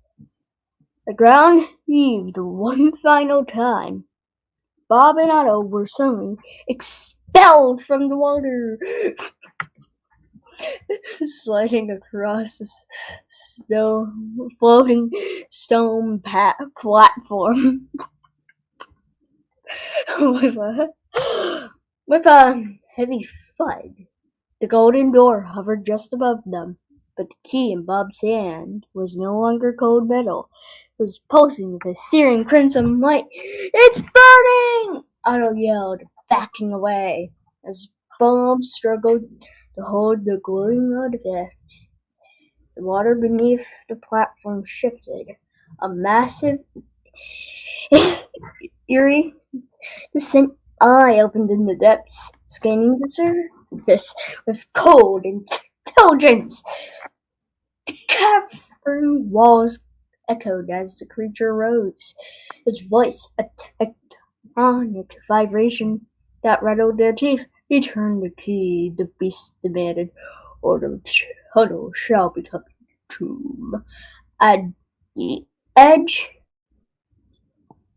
of the cavern, Robert, Roger, Mike, and Mark arrived, staring in horror at the scale of the creature and the peril of their friends. The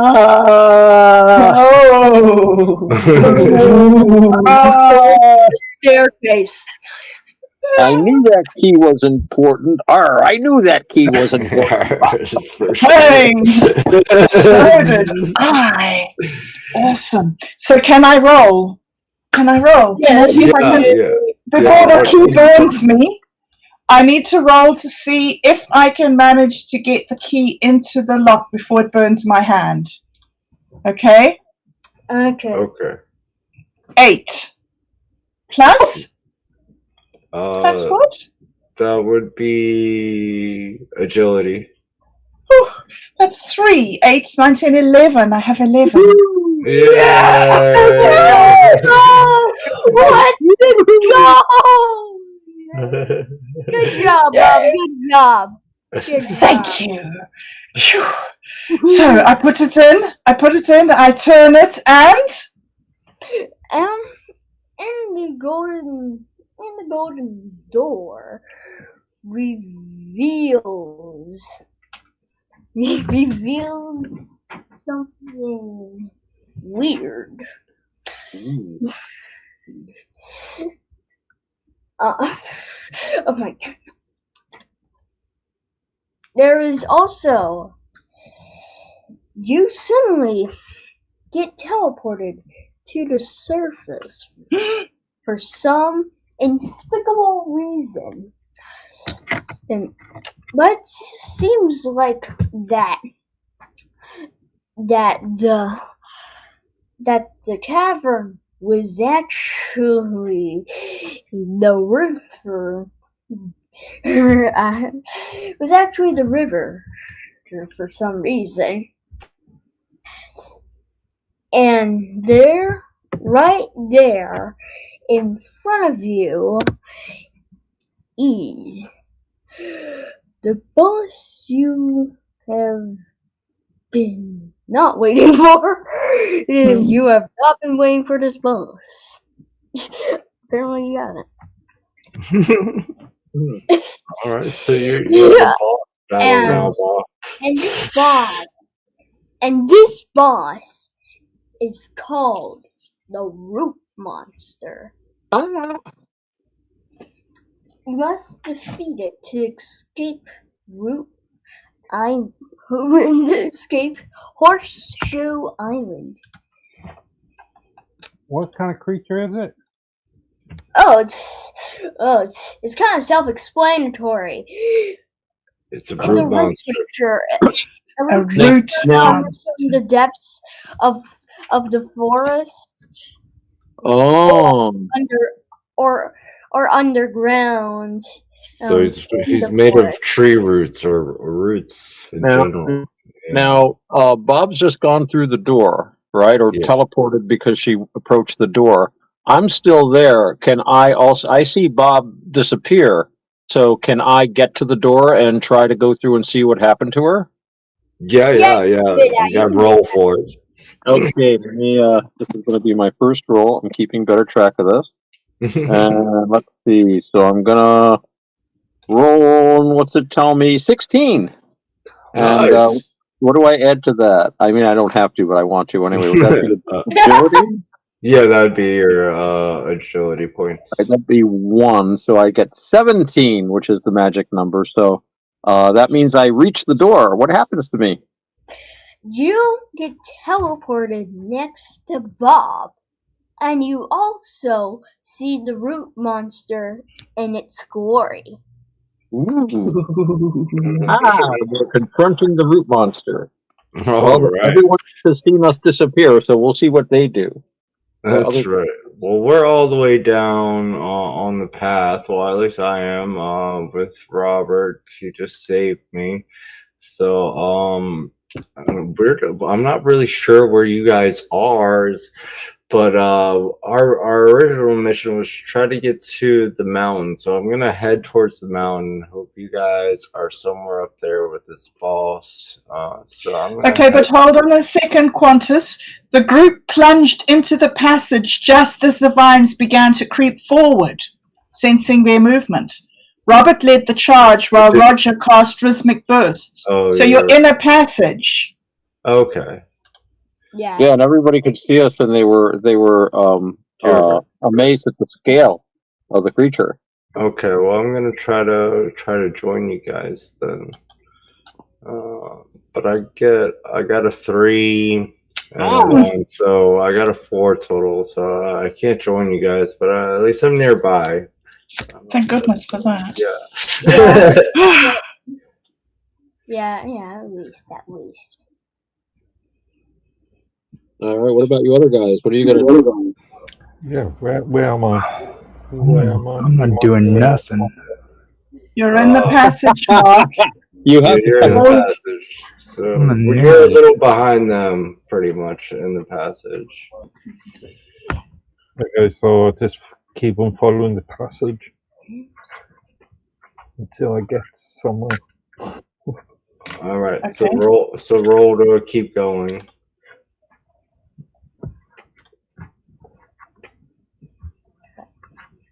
What's your roll? Okay. My roll is 18. Yay! Yes! So you move forward through the passage, and you see. Well, Otto has already jumped in after Bob, so you just see the door that Bob opened, right? And once you got the key, so yeah, so the one she teleported through. So we're gonna assume that it hasn't closed because I don't know who would close it. So it's still there. So you see open door. Hold on. Actually, that does make that. Let's just say that's open for some reason in particular. Yeah, I Even don't if know it's why up it in would the be air. closed. If it's open, it's always open. I like I it. could try to That's why it's a transport folding them, door. Yes. but I've got no magic spell numbers at all. Well, at least you're at the door, so somebody else can take a turn. Roger, you want to take a turn? No. No. All right, Robert. So you're in the passage, Robert. Mark just went ahead of you. He's at the door. What would you like to do? Well, I don't know. Is that creature close by? He's well, the creature's on the other side of the door. Bob and Otto just teleported, but you're down the passage a little from the door. Mark just went ahead of you. Well, am I able to?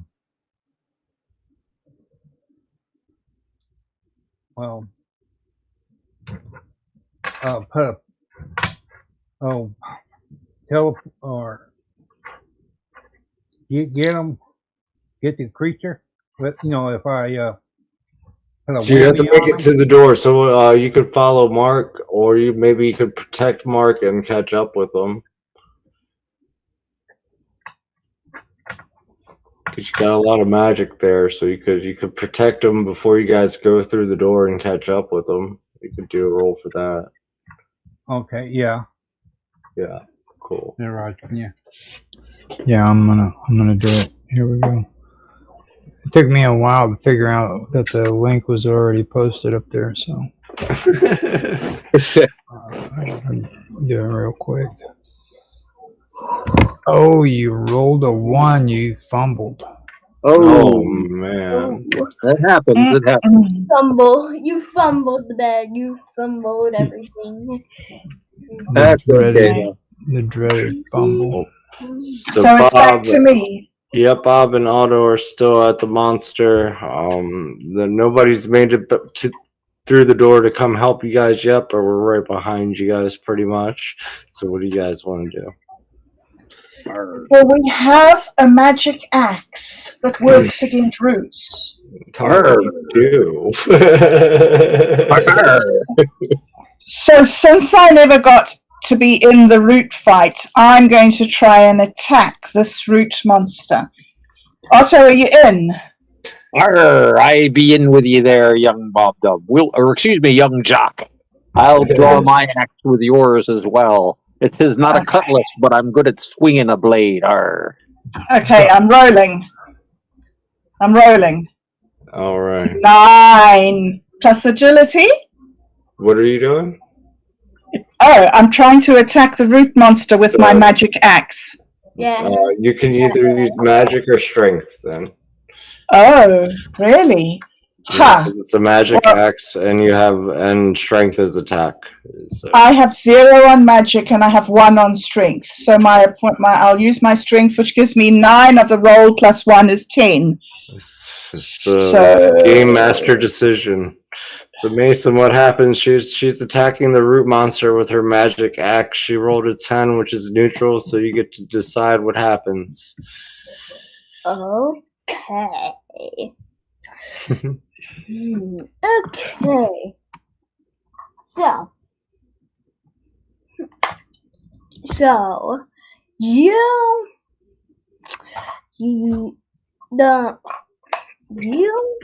deal exactly 5.5 HP points. Okay, that's good. And it has, how many HP does it have? The root monster. I'll actually tell you. Yeah, that's top secret. Well, you did some damage. Don't let me talk. You did some damage, Bob. That's all you're gonna get. Now, what does it look like? Can I talk? You can ask him what it looks like. The root monster has 40 HP. Ooh. Okay. Oh, all right. So Yikes, that's a boss fight then. He's being nice to you. You did 5 damage out of 40, so it's down to 35. At least we have a goal. Okay. Otto, you have it's your roll. Well, I be taking me magic axe, and I be charging in, and I be swinging it like a cutlass in a boarding party. So I'm gonna roll. All right. I got me a 14, and I'm gonna add me magic, which is 2. So that's 14, 16 altogether, I'm thinking. What happens, young Mason? How many health points do I take off the monster? Ooh, this is, you, because of the high roll, you actually have a critical attack. That means that your regular attack is basically 2, and you, and it's for some you. Who is V? Anyways, the root monster takes 8 HP Ooh, points. 8. Hey, And I have who is V? Who's V? Is that someone's account? yeah, that's a B. He's a mysterious outlander from unknown regions who is here to He's here to observe and see what we be up to. he's an overwatcher. He has a magical ball that he looks at. Watches. He sees the adventures as they're taking place. Yeah, because of the circumstances, I'm unlucky for you, whoever you are, V. We're not gonna be included today. Like, you are. Yeah, he doesn't have a character yet, so not today. Maybe next time he can join us, though. So Bob went, Otto went. Mark, would you like to take a roll? I think you were the first one that made it up to the door. I'm waiting at the door. So, Roger, enter. So technically, I have a little bit more time to recharge here. Shall I get back in like 15 minutes? Yeah, well, we're going to be running this until about 8 when we're going to start the more normal QG kind of deal. And if you want to come back for that, then we can set you up for next time if you want to play this. It's actually really fun. Okay, sounds good. But it takes some prep. All right, cool. Groovy, man. We'll see you then. Okay. Thank you, man. Peace. No problem. So, Mark, you're going to roll and go through the door? I already have the name idea for V. It's kind of absurd. But we'll set him up for next week, man. I bet he'd be really good at this. Yeah. I'm sure he might be willing to join, so. Yeah, he might be. Go ahead, Mark, take your roll.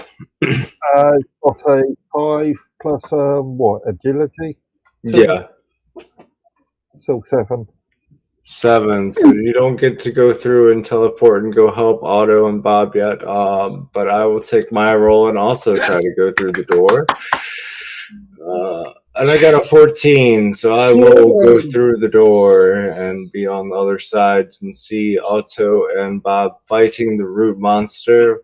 You can join the fight, but now whoever goes through the door will have a surprise for them awaiting. Oh, okay. Oh no. So the latecomers are gonna have a surprise. I'm glad I just made it through the door. I suspected Mark to actually go for you, so you'd be left with the surprise. Darn. Poor Mark. You have Mark and Robert are still on the other side of it, along with Roger the ninja. So see, ninjas don't deal with stuff like that. Like you're not gonna go help the boss fight. I think we need everybody there. Robert, what do you want to do, Robert? I want the division. I want the. What? Take off context. Robert? It's your turn. Oh, okay. How much damage would you say he's in? Well, you can't do nothing until you get in the door, dude. Well, I'm at the door. You just not over it. Right. Well, okay. You gotta get through the door. Yeah. How about teleport through it? Oh, teleport to the teleport. That's interesting. Yeah, sure. Take your roll. So it'd be your roll plus your magic for teleportation. Okay. So you want me to roll for it? Yeah. Okay. Yeah, you can do Oh, that. let's You do can this. absolutely teleport that teleports you to a surprise. You can absolutely. Okay. he rolled a 13 and he has a magic of 3, which is 16. So he definitely makes the teleportation. So you go to the teleporter, and suddenly you see the creature. Ooh.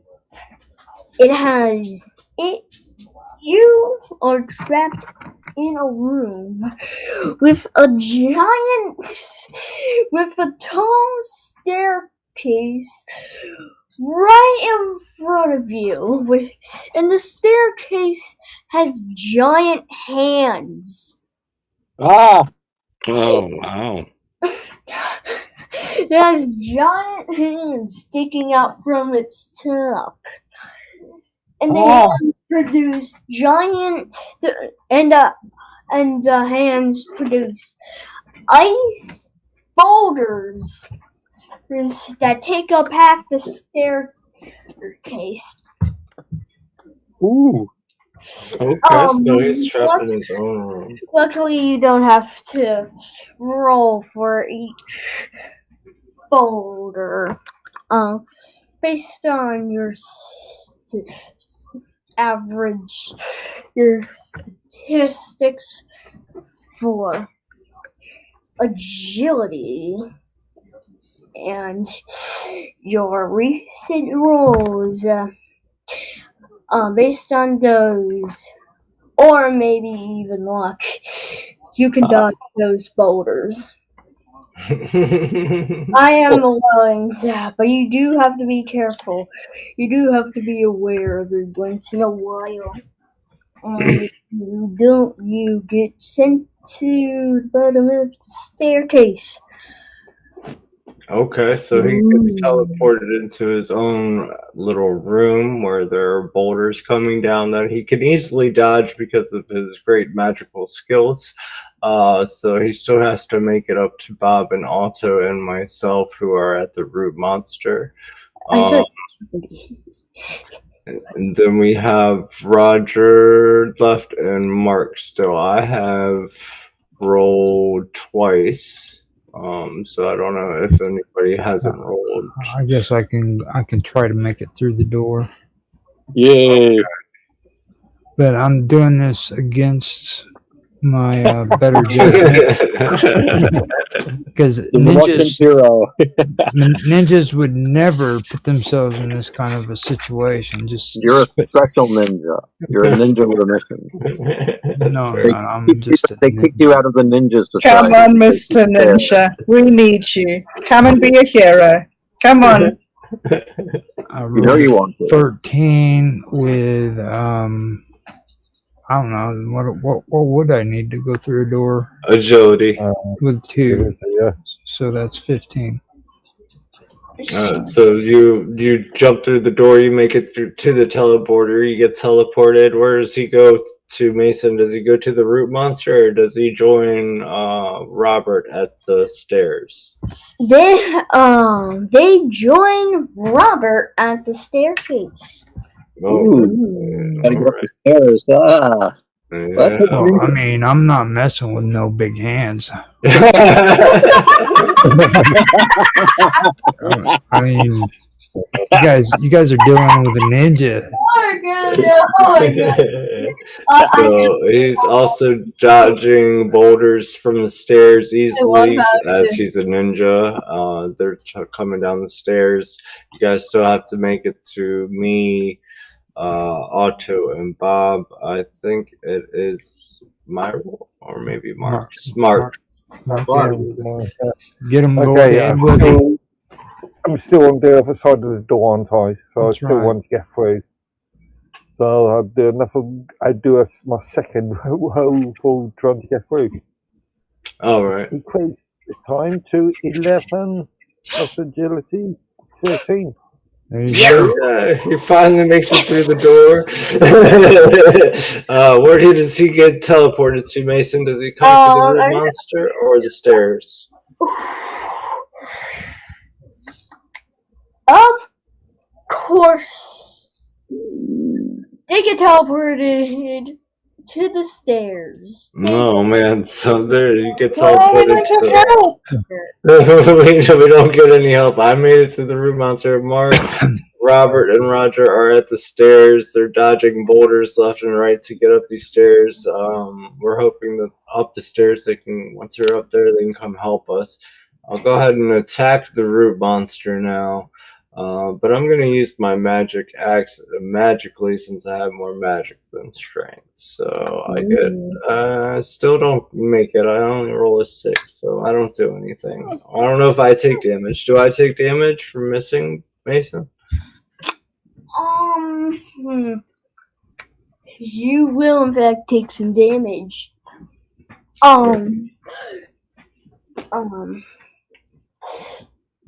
It depends how bad you roll. Get him, I Mason. got a 6. Okay, you got Plus magic? Plus magic? No, that's with my magic. Oh, what's your magic? Oh, okay, you got a 6. That means it is bad.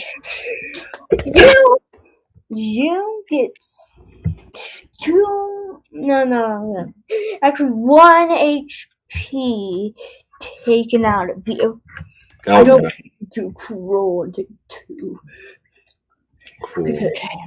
I appreciate It would that. be more of. It wouldn't go that well. Okay. All right. Well, I'm down to 5 HP because I still didn't heal from last time. You didn't. No. If only we had a healer. If only we had a healer in the group. Only we had a healer. A cleric or a doctor. Well, we'll see. We'll see. All right. So it is Robert's turn, I believe. Okay. I will heal him. I gave him some piece that. Well, you're at the stairs, so you have to make it up the stairs. Yeah, you have to make it up the stairs first, big guy. Oh, okay. You could probably try to teleport to him again. You're good at teleporting, dude. Yeah, it's been actually the best quality you got so far. Yeah, okay. Well, Teleport up. good rolls. We all teleport up there to him. Oh, he's bringing everybody with him. Okay. Yeah. Wow. So go ahead and roll for that. He's a big roller there. Watch him. He's going to end up doing an Edward. He's going to stumble. I have a plan for that if they actually win. Okay, roll. Boom, boom, boom. Roger.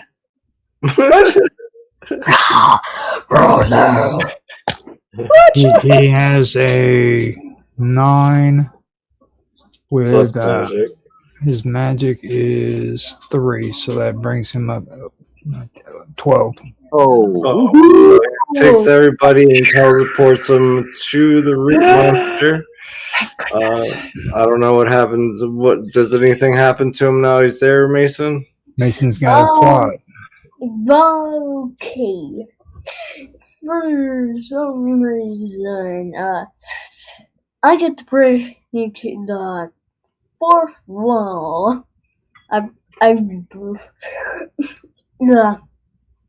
One of their giant hands breaks the 4th wall. I knew and it. suddenly grabs everyone. Oh, and they get thrown to the halfway point of the staircase. It's not that bad.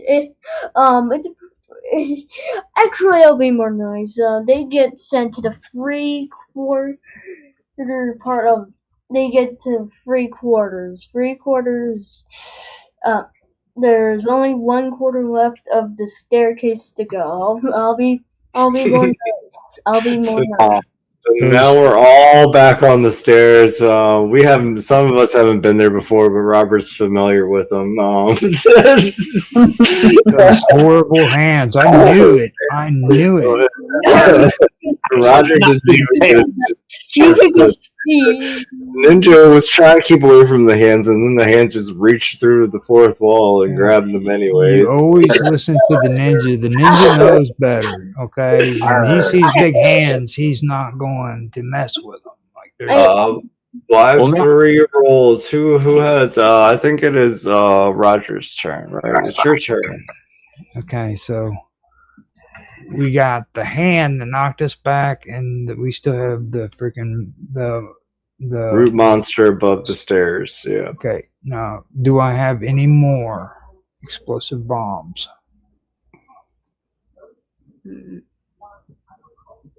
Dungeon Master. Well, I'll give you 2 bombs to deal with. Actually 4. You get 2 chances on each hands. You get 2 chances. So you got 4 bombs. How many actions do I get with one move?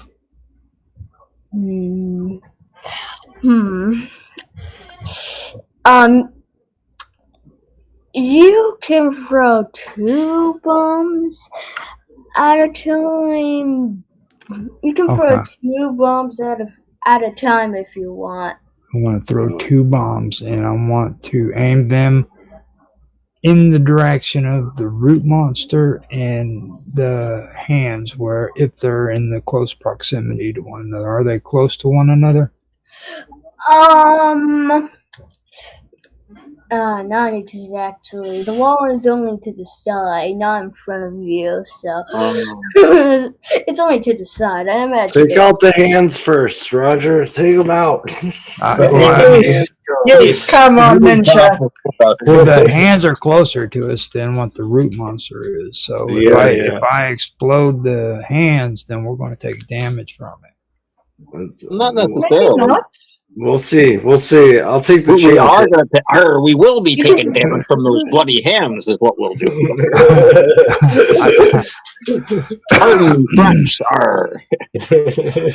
Come on, Roger, save us. I'm gonna throw the explosives at the hands against my better judgment, because the crowd is thinking that it's a good idea. All right. Roll. Roll. Oh my gosh. Okay, so I got a 5 with what? What is that? Strength, or is that agility? That is gonna be agility. Yeah. Yeah, agility. Yeah. I was thinking agility. 5 with 2. That's 7. Oh no! And those are explosives. Can I explain the downsides? Yeah. Two explosives. Because it's over 5, I'll give you some chance. Well, because you were throwing 2 bombs for some inexplicable reason. Only 1 bomb actually reaches a hand, and that hand just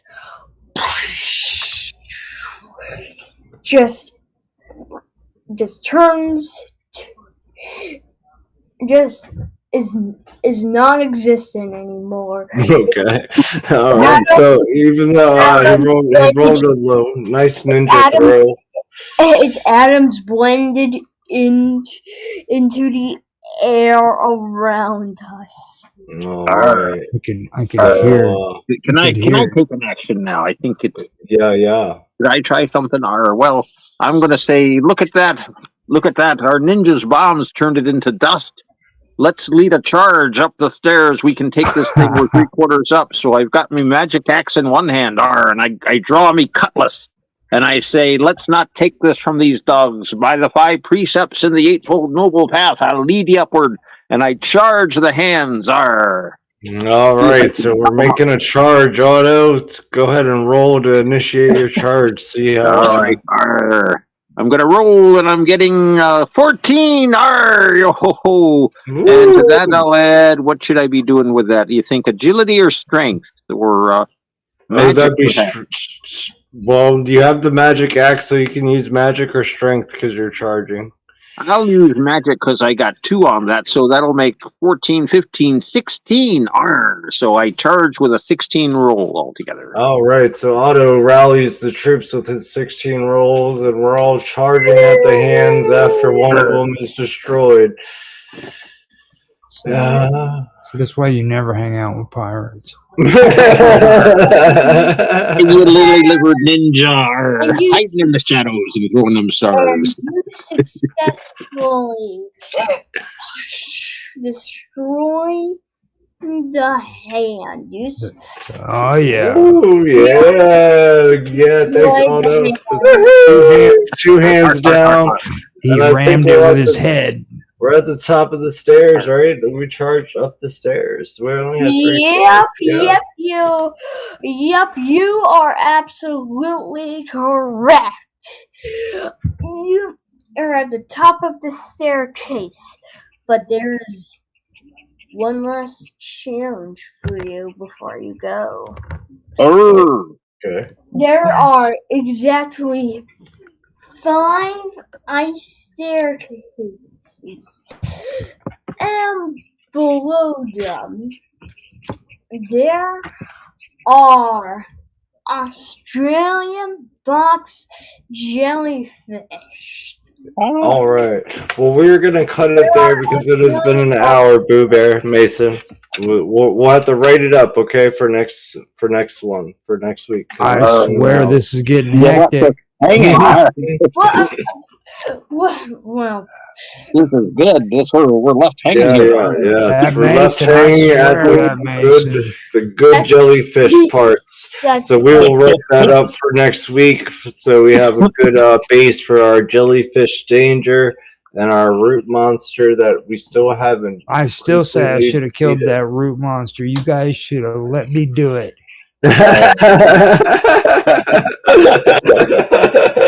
Oh man, I did absolutely nothing that round, guys. I've usually been the I same. made it there. At least I made it there. Last time I didn't make it there, so like at least I made it somewhere We, this we, time. need, we need to discuss Mark Edworthy stumbling and falling all over the place because he did it again today, man. Yeah, he couldn't get through a teleporting door, which is just hilarious. Remember Like- when he tried to jump in the water? Yeah, he failed. We have to make clips of all these fails. The fail jumping in water. The fail teleporting through a door. He ran into a tree. Right, he's run into a tree. and also we need to clip the 4th wall breaking. Yeah. We'll make sure that part has a real good clip for the stairs grabbing. Yeah, it's extremely ritual I'm telling you, and Lord kind of Edward. funny in a sense. Lord Edward, he's like the comedic relief of the group right now. But I'm not doing much either, but at least I'm going forward. I'm not falling and missing water. Well, the cool part is me, you, and Mark, and sometimes Robert. We're always in the group together, and Bob Dub and Otto are like the ones running ahead of us. Yes, which is great so far. It's been a good little algorithm for us. Yeah. it's really fun. It's like, oh, we have to catch up with them for some reason, but we'll get there. Who is this guy anyhow? He just keeps hanging around with us and bumping into trees and stuff. What's his name? Yeah, and he hasn't introduced himself yet, so it's like we don't even know his name. He's just running into trees. It's great. You know what? The one thing that we do know about him is that he's drinking wine. Yes. Oh, wow. I never even thought just about an that. alcoholic. All right, let me make some notes for everybody real quick. We are all at the same place, though, so that makes life easy. Everyone has just passed the stairs. We are just past the stairs. We have jellyfish. We see jellyfish. And how many pools were there, Mason? What do you say? You said there were jellyfish. How many different paths were there? Oh, five. Five jellyfish on 5 different pass to take. 5 pools. 5 pools to choose from. Oh my Let's gosh. see. I have low health, but I don't know. Yeah, I got 5. How's everybody's health doing on that side? Mine be I'm fine. doing good. Good. Okay, so I think I maybe took. Did I take a So hit? I got one. I got one more, don't I? Right? No, well, the game's coming to an end, so. Well, yeah. Yeah. No, there's no moves right now. Yeah. Okay, so we got everyone is just past the stairs. They approach the 5 pools of jellyfish below them, and then we'll do a recap of what happened last time. Recap here. Okay. All right, I have my notes for next week, so we can make the episode, so we can make the starting script for it. The Battle of the Stairs. I can see it. Yes, the stairs. Can we have a recap of names, please? Yes, we should start being that tighter on our character. Sure, yeah, let's recap our names, and we'll make sure that everybody has their name in here for the script. So if you have a character name, we'll start with Mark since he hasn't introduced himself. Mark, what's your character name? Okay. My character, Johnny Bravo. Seen it yet? It's Edward, of course, and I'm a noble. Of course. Strength 1, step 2, perception 3, agility 2, magic 0. Right. I have Mark is a noble Edworthy. That will work for me. Roger. It's Malduke.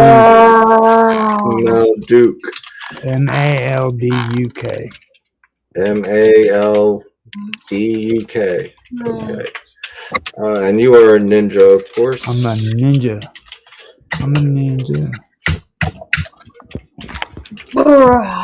Keyhole. All right, and we have Robert. You are a wizard, correct? Robert? I'm no like. He's actually a custom character. Yeah. Yeah. What's your character name? I forget the name. He I don't think he ever put one on there. Okay, It's just so Robert. Just Robert, and your custom character is a wizard. Wizard alchemist. Yeah. Okay. But Mason, we're all wrapped up. You can get going. I'm just taking notes for next week, and then we'll write it out this weekend. Okay. Okay. I really wanted to do my parody. You're a parody of what? The The ending. Do you want me to do it now or? Yeah, go ahead, dude. Go ahead, dude. Okay. But not even though after all that, I feel like I still am not getting through to the video viewers. Oh, okay. No, we don't have time for all that one. We'll do that later, Boo. All right. Okay. All right. We'll try to make time for that next time. All right, Otto. What is your character's name? Otto. Captain Otto. Captain Otto. Captain Otto. Well, actually, Captain. CAP''N, like Captain Crunch. Captain Otto. Okay. I'm a pirate. Everything is Strength 1, Stealth 1, Perception 3, Agility 1, and Magic 2. I just need this stuff. Bob, no problem. I'll get things. Thank you, Otto. Bob, what is your character's name? Jark. Jarc. Jarc. Jarc. Yep. And Yeah. you are a cat? Am I a cat? I'm an I don't archer, bro. know. But I could be a cat if you wish me to be a cat. No. You get to choose whoever you want. I just wanted to make teases. All right, so I've got everybody Awesome. there. File. We'll save this for next week for our script. Okay. Super cool. Okay. I have to leave. All right, dude. Thank you, Mason. It was great. Thank you for playing. Thank you for DMing. That's a good. Yeah, That was a man. good job. I'm really glad that you're having fun. A lot of fun. We are Sure, a man. lot. Ninjas Thank don't you. have fun, Mason. We've noticed that. Ninjas are precise. See you guys. Okay, guys. Wait, All right. wait. Okay. Thank All you. right. You have a good one, Thanks, Mason. everyone. Bye. Bye-bye. Later, See dude. you. Bye, Bye, Bob. guys. Bye. Bye, Bob. Take it easy. Bye. But we still have. Do we have any scripts without Bob? I wasn't here to write one, but she said we might have another one. Well, the script was Bob. We could read for her and have her fill it in her voice. Think that, or we should really wait for Bob for that. Let's see. Yeah, she wrote it, so I feel bad to do it without Yeah.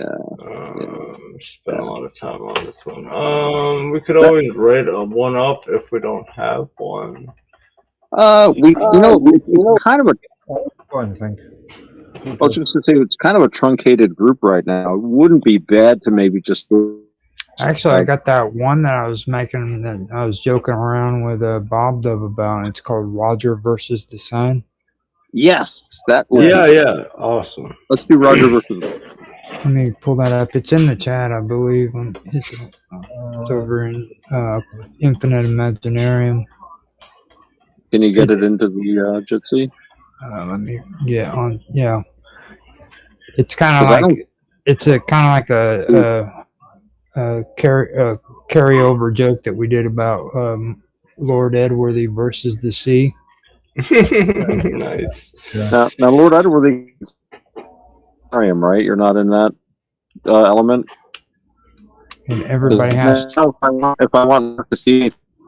Everybody speaks Old English too, by the way. Yeah, so, okay, how old? Yeah. Most of them are 5th century AD. Let me see here real quick. 14th century AD. I'm pretty sure I put it on there. I'm not sure if I did. Which Was it in Quantum Gallery? No, you didn't. You just named it. Here it is. It's in the Infinite Imaginarium. Copy it. Yeah. Yeah. Ooh. Thanks. Yeah. Freaking, that'd be kind of cool because Mike can be the judge. Sure. Yeah. It's actually pretty funny because, like, you know how, like, on gangster movies, there's always that one dude that's like the sidekick that's always like, yeah, man, he's gonna kick your butt. Yeah. Freaking Bob or Mark Edworthy is like that guy. Nice. He's Lord Edworthy, and every time I say something horrible about the sun, he puts his fist into the air and he shakes it and he yells at the sun. Nice. You know, I think this only. Hey V, what's up, man? Hey. Hey. So let's see if we Welcome to the adult section of the Quantum Gathering. I tried to copy and paste that, but I don't think it copied the whole thing for some reason. I copied it in the Jitsi. Roger, you might be able to attain to this. Let me check it real quick. Yeah, it looks like it got cut off there. Yeah, let me go see real quick. You said it's in Infinite Imaginarium? Yeah, that's where I found it. Okay. Yeah, it looks like it's only letting me copy so much. There we go. Roger versus the Sun. Yeah.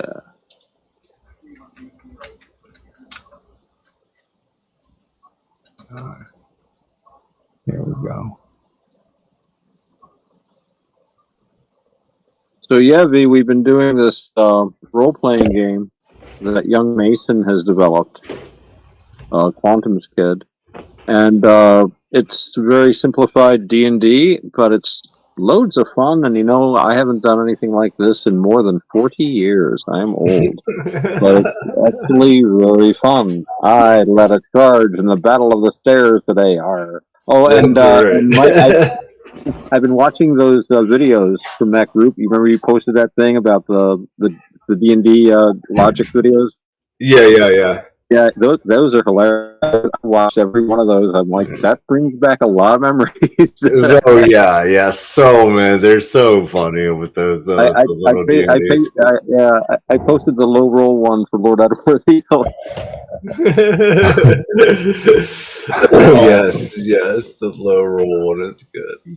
Well, I'm glad to be able to join. I love my iPhone and everything, but I can only keep a 12 or 10-hour charge on the damn thing. Yeah. Unlike my Androids, but last three days. Now, do you want to be the Sun's Council, V? The who? The Sun's Council. Sure. We're having a court trial. It's called Roger. Court trial. That sounds so random. We are doing trial now, everybody. It's a courtly tragedy concerning heat, light, and other such injustices. All right.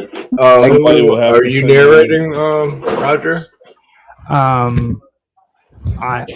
don't really. Is there narration in this? It's not a whole lot of narration here, is there? Opening test. Not really. Let us proceed. Wanted to be the there's not. Yeah. Okay. There's a little here and there, but we'll figure it out.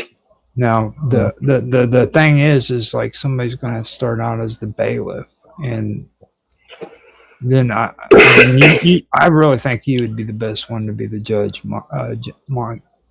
Okay. Yeah. That's fine. I'll do the judge. All rise.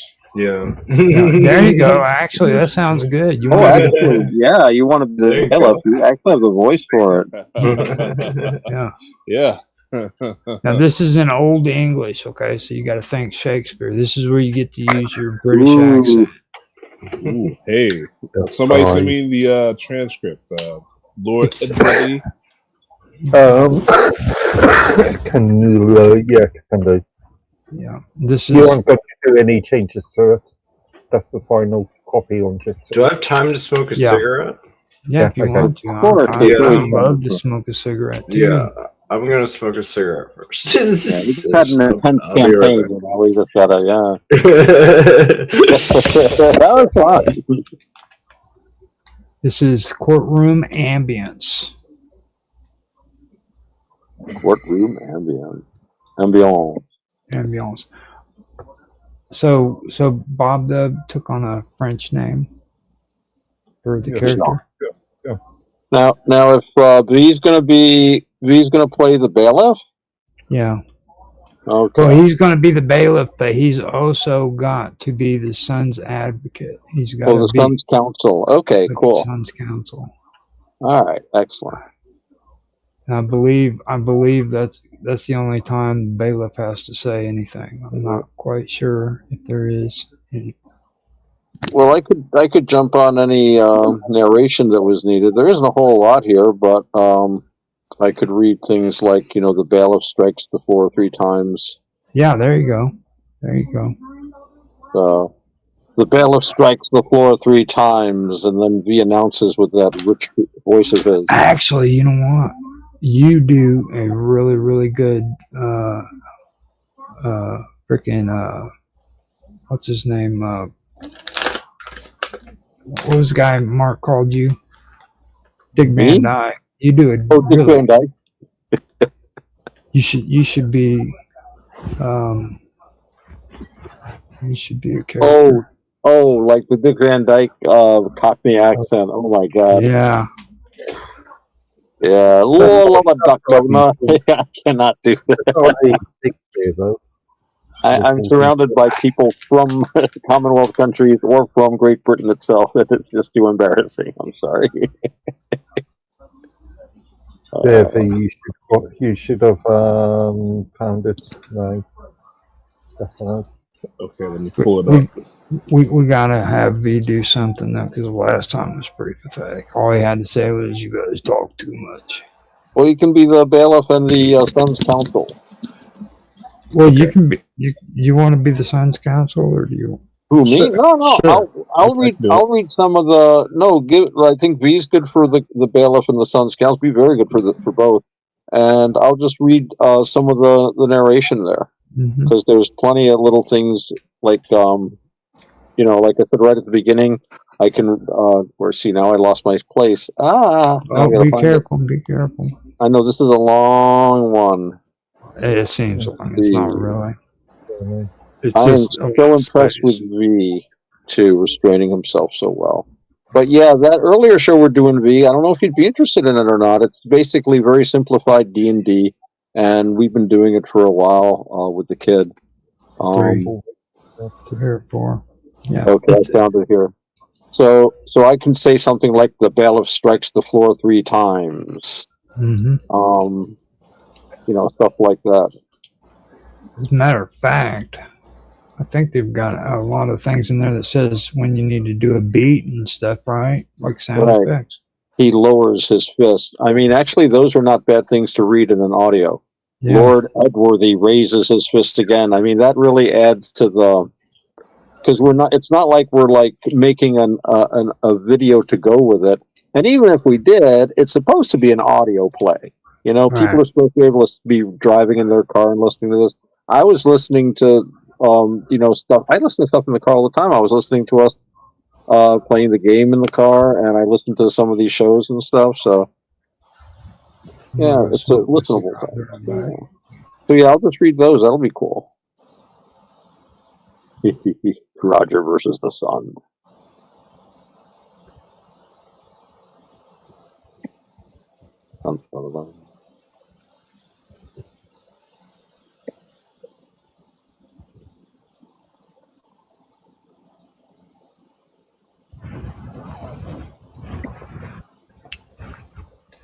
All right, I'm back. Hey. Roger leave already? Yeah, he's gone. Cool. All good. I'm trying to keep this. So, how's everybody's week been? Mine's been busy.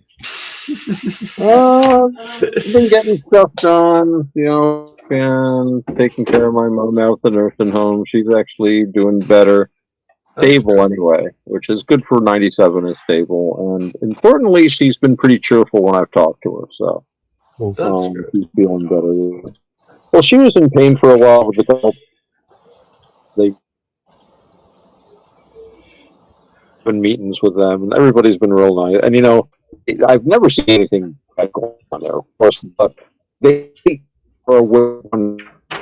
So when I'm out there visiting regular and talking to them regular, they make sure she's okay, kind of deal. I mean, they would otherwise, but you know what I mean? Just it helps a lot when they know the family's there. So yeah. And I'm actually winding up my last couple of weeks of work at the park, and I don't think I'm going to take the winter off this year. I'm trying to get a little more cash together because as I always complain about the house, because it's infrastructure time all the time. I really need a new roof. I'm getting leaks again, so I'm going to work through the winter. A buddy of mine's actually got a job. He's driving a delivery truck, and also doing other things for this bakery where they make New York State legal baked goods. And he says, he right now he's set up plastic for areas and.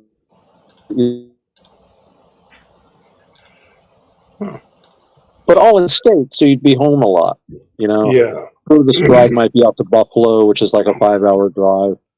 That's not bad. Well, No, no. I The don't worst know. would be going down to New York. I mean, I can drive a car, and but anyway, I always like to go somewhere. So he just got the job, so I said, "All right, you tell me if it's a good job," because at the honeymoon period, the first couple weeks, I really like my job. So a few more weeks, if he really does, it's a good place to work. Well, I'll see if he can get me in there. Otherwise, I know so many people with art galleries that want me to work for them. I can start working at art galleries again, although I kind of got sick of that. But selling art, and some of it is wonderful and good art, but other things, you got to say, that's very interesting. If you know what I mean. Yeah. Sorry, Jitsi kicked me. Ah, you're back. That's okay. I was just going on about trying to get winter work this year and maybe working at art galleries and lowering myself to selling art again, which is, Selling art is not a bad thing. No, it's just my own. It's like I just see so much that, like, I know this guy is an artist, and I worked at a gallery, and actually I sold one of his pieces. It was probably the largest single sale I made at that gallery, which wasn't a big gallery. I think he got like $8,000 for this thing. And what it was, and this was his specialty, it was a piece of foam core board, and he took twigs from a vine, tiny little, and he glued them to it. And he would take weeks doing this. I go up to his studio and he's gluing these things, and people paid him big bucks for this. Now, I don't really think it was art. It was really pretty, but I don't know. But on the other hand, I would hang out there with him, and one day I saw some notebooks. Oh yeah, that's from college. And I'm looking at his sketchbook. He was a great sketcher. He could paint, and I'm like, this is what you should be. No, people want to buy the twigs. Even though he can create this stuff that I thought, wow, I didn't know you could do. I thought you were. It's just stuff like that kind of makes you. I mean, I had a guy there. He was just basically taking a canvas, covering it with gesso, and throwing sand at it. Yeah. And I didn't, he didn't sell anything, but he was asking like, $400, $500, $600 for his pieces, and I'm sure he got them once in a while. At least he seemed to think they were worth that. I don't know. Oh boy, everybody's a critic. Yeah. Oh yeah. And the critic is important, though. Oscar Wilde, who was so right about so many things, pointed out the importance of the critic, because an artist doesn't always necessarily understand their own work very well. They're too close to it. They're artists, they're creators, they're brilliant, and they're like the burning light. But the critic is the calm, low glow that can look and see, oh, look at the depth of this. Oh, he's drawing on this. Wow, this obviously, this cultural milieu could inform this aspect and all this sort of stuff. And yeah, it can turn into tedium, and it can become silly and self-serving. But it can also serve a purpose, Well, it's funny. I got called Oscar Wilde last week, didn't I? Yes, you did, Oscar. You did. He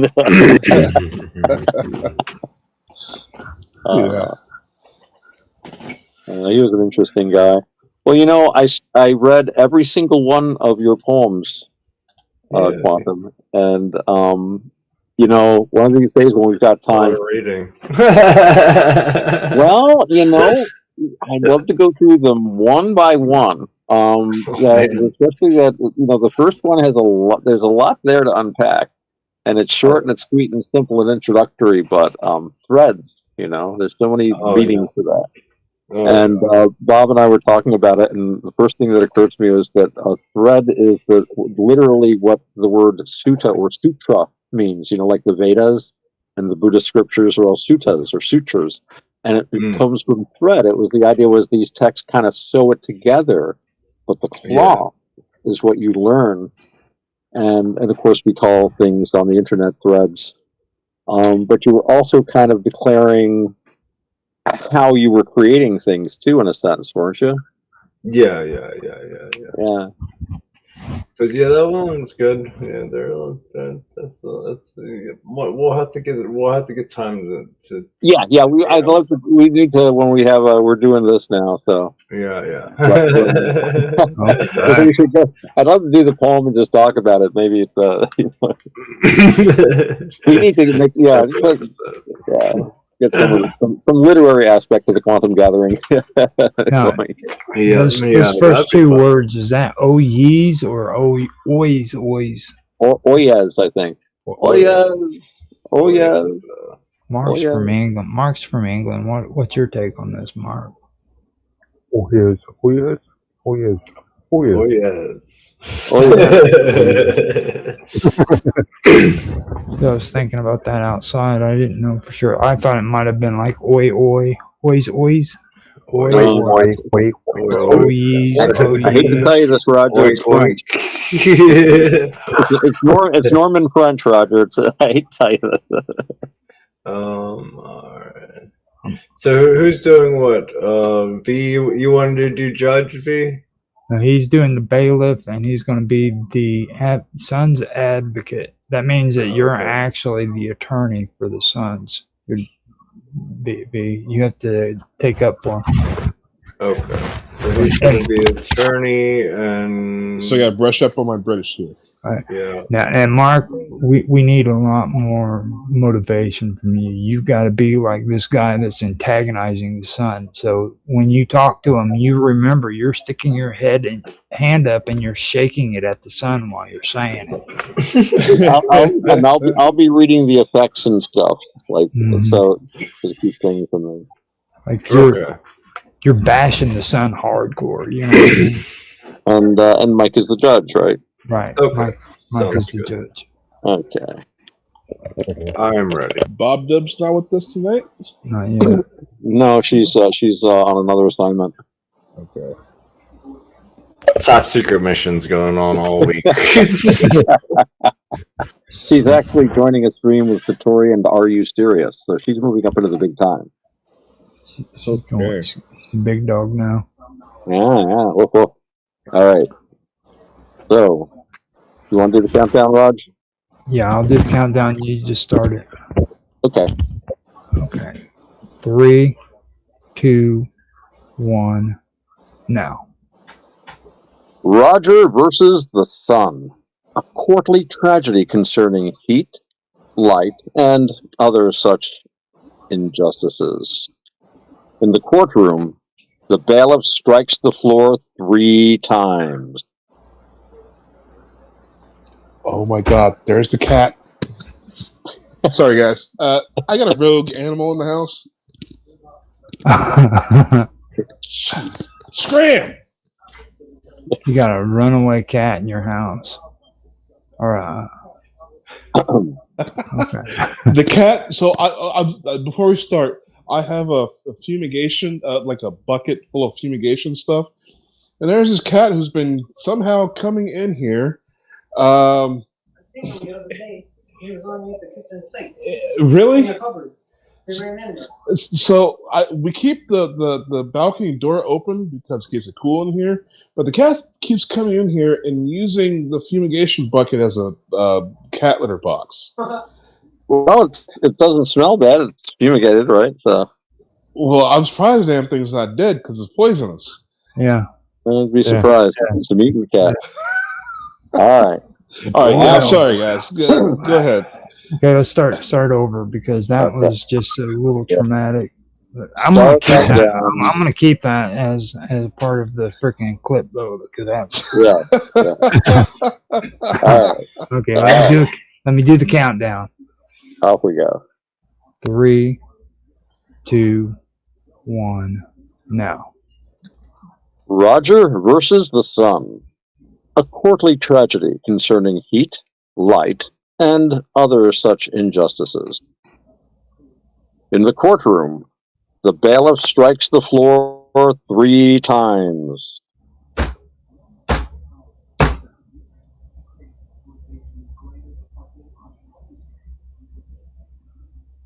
Oyez, oyez! Let all who possess ears attend. The honorable court doth now convene. The matter before the court. Roger versus the Sun. All rise! The chairs scrape as people rise.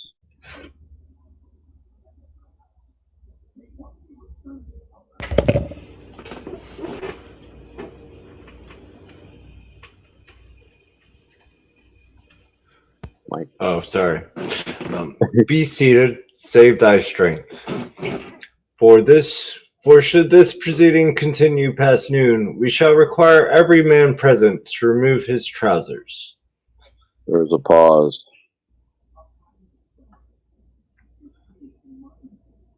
Gee. Hold on. My lord, I must object to that remark. Denied. The client hath been under observation for 4 billion years and hath yet shown remorse. Let us proceed. The opening testimony.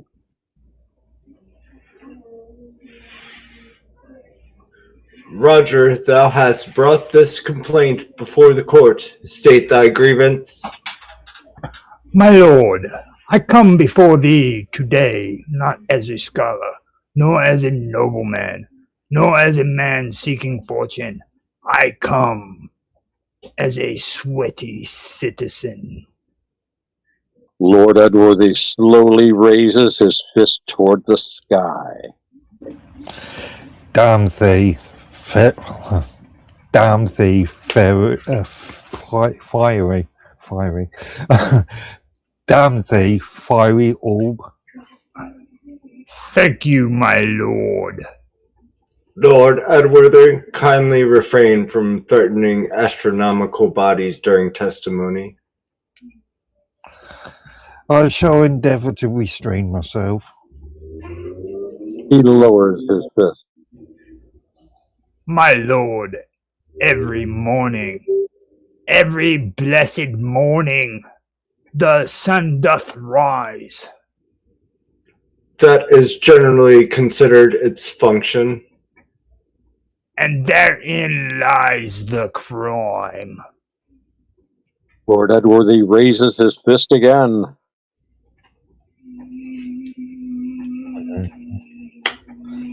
I rise not.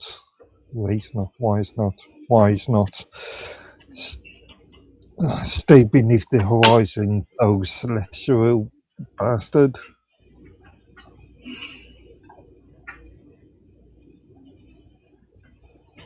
My lord! Lord Edworthy, My apologies. thou hast made that apology 3 times. Then I shall make it fourth. Or eighth. Yeah. Then I shall make it a fourth.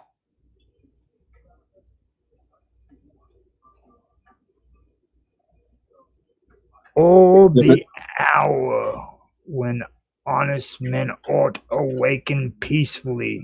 The sun doth burst through yon curtains, without invitation, without consent, and straightway deposits light upon mine eyelids. Light? Light! Thou objectest to light? At 7 in the morning? Absolutely.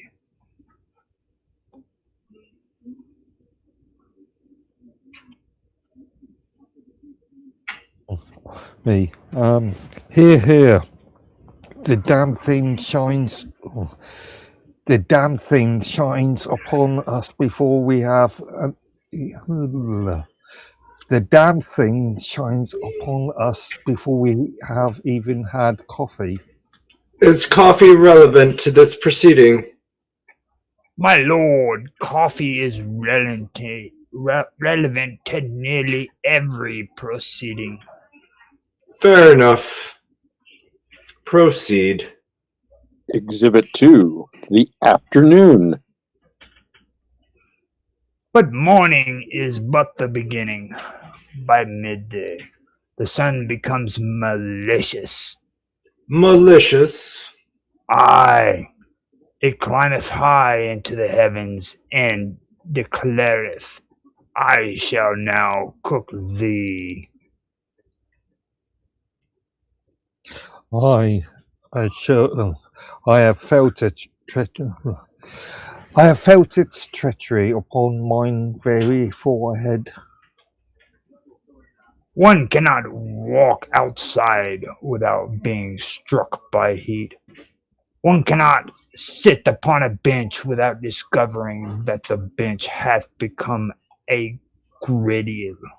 A griddle. One cannot touch the steering wheel of a carriage. Automobile. Automobile, without first wondering whether the sun hath forged the thing in hell. Lord Edworthy raises his fist. Curse the hot wheel. My lord, this is absolutely absurd. It is, but continue. Exhibit 3, Summer. Then comes summer, the season of torment. The birds sing, the flowers bloom, the children rejoice, and the sun declares, "Let none possess comfort." No dry clothing. Aye, for one walks outside clean and dry, and within moments, sweat. Sweat. Sweat, my lord, upon the brow, upon the neck, upon the back, upon places where no respectable man should ever admit to perspiring. Lord Edworthy raises his fist. Are you serious? Lord Edworthy raises his fist, I say.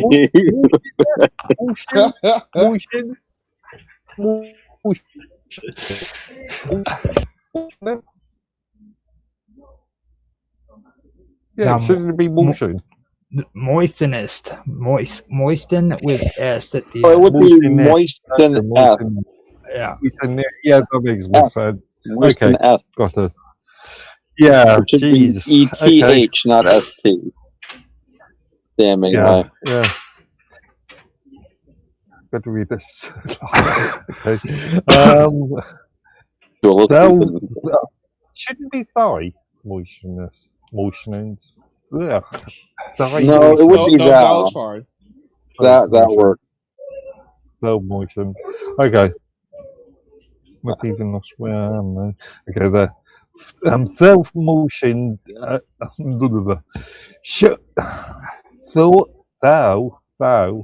Thou motioned us against our will. That sentence shall not appear in the official record. I move that the entire testimony be stricken. Denied. I wish to know where this is going. Cross-examination. Roger, Dalth, No, the sun that's me. provide. Oh, wait, Oh, that's it's me. Oh, sorry. Yep, I missed the Sun's Council there. Go ahead. Yes, Roger. Doth the sun provide warmth, Yes. light? Yes. Without it, would life upon the earth continue as we know it? Probably not. Then how canst thou call it presence unjust? Because necessity doth not excuse cruelty. Lord Edworthy slowly raises his fist. That is what I've been saying. You have mostly been saying, damn thee. It is the same arguments, just in fewer words. Exhibit 4, the humidity. And then there is humidity. Is humidity the sun's doing? The sun hath accomplices. Objection. The air itself becomes thick. One steps outdoors, and it immediately feels as though one hath been wrapped in a wet blanket. A wet blanket heated by Saturn. Satan. Lord Edworthy. Satan. It is Saturn. The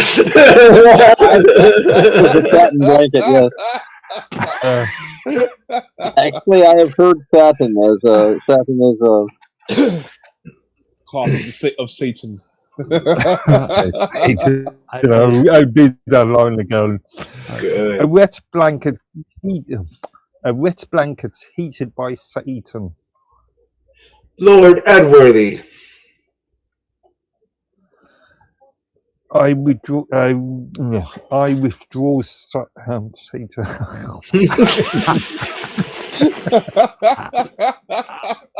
Okay. Professional. A wet blanket heated by Satan. Lord Edworthy. Actually, that's one. Yes, that's one. It was I withdraw Satan. Thank you. Continue. The sun doth not merely make us warm, it makes the air conspiringly warm. Exhibit 5, the lawn. Consider the law. The lawn. Sorry. Consider the lawn. The lawn. Aye. Every summer the sun stares upon the grass until the grass turns brown. Then what happens? We are blamed. By whom? Society, the neighbors, the lawnmower salesman, the man down the street who somehow possesses grass green enough to shame the king. Okay, pause. No, my script ends at the sun doth merely makes us. Yeah, mine does as well. It's here. Right. Oh, okay. So I've got the rest of it here in Jitsi. Yeah, the rest of it's here in Jitsi. Because Roger managed to do that. I couldn't copy it. I got the same effect when I tried to copy and paste it earlier. Let me So if you're see. reading it from Jitsi, just go down further to the one Roger posted. Let me see if my Jitsi will work on my Android and see if I can pull it up. If I have it installed. Oh, there it is. All this English talk is making my throat raspy. Why do you think I talk like a pirate? You guys took a break, man. Now, have to bring Mark, back your pirate character, Jolly Roger. Arr. Now, Mark has to be like a pissed off English dude. I'm not seeing it. Yeah, I'm not feeling the passion. Fist shaking. He's the shit talker. English dudes get pissed off very quietly. You know, it's like they don't like rant and rave. They say, "We'll just annex your country, old boy." You're watching too much BBC, man. I won't tell you that much right now. They're everywhere in England, man. Freaking Zach. I take very little notice of the BBC, except for weather reports. Zach, have you met Zach yet, Otto? Yeah. Oh, I know you have, Mark. Have you met Zach? Yeah. Name sounds familiar. I've just found the other app. Okay, good. Okay, good. That sounds familiar. Yeah, he's the one that did the Disney stuff for me on one of my streams. Okay. Because I remember meeting as Zach and remembering that I used to have a friend that had a dog named Zach, who was the only other Zach I'd ever met. It must have been the same Zach, because there's only so many Zachs in the world. Oh, there's a lot of them. Really? I only ever met two, and I'm 61. Like Saved by the Bell. Yes. But real people. Oh, real people. I'm sorry. Real people. I lost track. I was reading. We gotta get Lord Edward to re-deliver his first line. Seriously. But no, I've got it in the gist here on my other Okay. card. Okay, cool. Actually, I've just sent you the second half through Teams anyway. Okay. So, Continue so- forth. Okay, so Okay, I'll do my role and start from there where it says society and all that. If you guys want me to. okay, that sounds like a good place to start. Society, the neighbors, the lawnmower salesman, the man down the street who somehow possesses green grass enough to shame the king.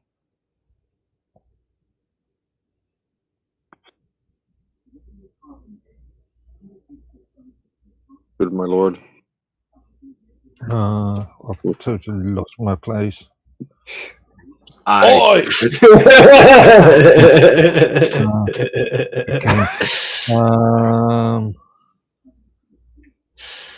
Okay, so found it. Okay. And grass is suspicious. You allege conspiracy. I allege irrigation. A much stronger case. The My midday lord. cri- Oh, sorry. No. Go ahead. I was just going to say the midday crisis. My lord, there is a particular hour of day when one looketh upward and knoweth the sun hath won. Which hour? 2. Why 2? Because I'm sorry. Hold on a second. I've got my accent. okay. Why 2? Because at 2 o'clock, my lord, the sun hath already ruined the morning, yet still possesseth hours remaining in which to ruin the afternoon.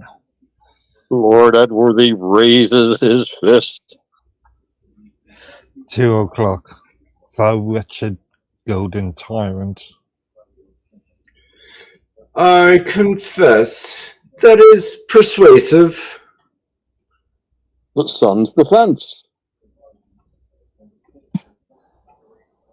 It cannot hear thee.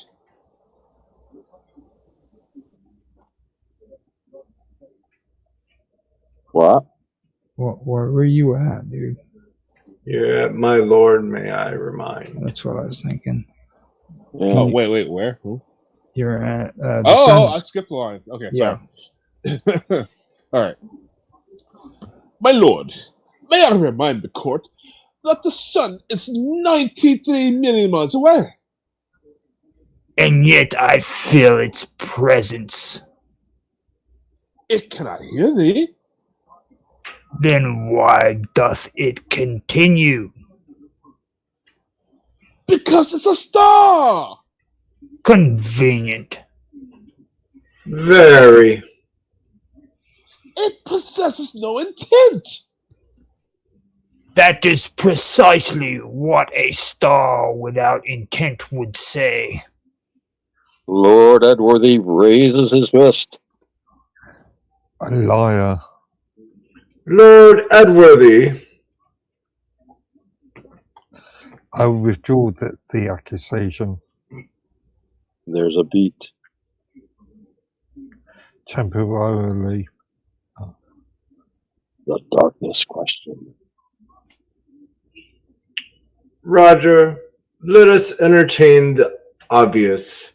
Wouldst thou prefer the sun never exist? No. Wouldst thou prefer eternal night? Also no. Then what dost thou seek? Moderation. From the sun, Yes. a star 93 million miles distant, wouldn't thou negotiate directly with it? I believe that I believe that is what this court is for. Lord Edworthy raises his fist. Negative, negative,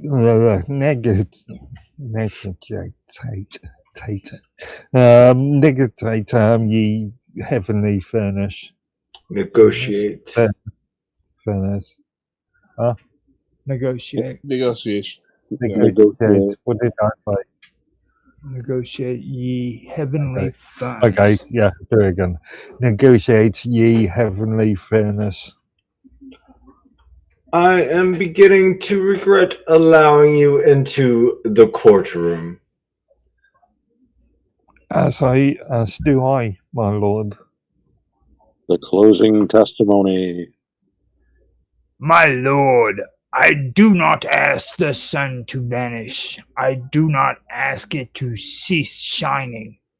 I ask only that mankind be granted relief. A cloud here, a breeze there, perhaps 70 degrees, perhaps 72, but not 95, not 100, and certainly not 105 whilst I'm attempting to mow the lawn. Lord Edworthy rises. Hear me, O celestial. Hear me, O celestial furnace. Thou hast scorched my back. Thou hast scorched our backs. Our backs. Those has scorched our backs. Thou has heated our automobiles. Thou has ruined our beverages. Thou has turned every metal chair into an instrument of torture. And worst of all, those has made us sweaty before we have ever done. Those has made us sweaty before we have even done anything. That last argument was unexpectedly compelling.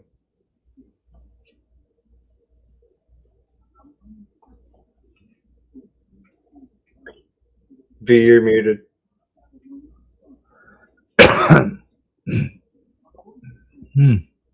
V. My lord. Wait, hold on.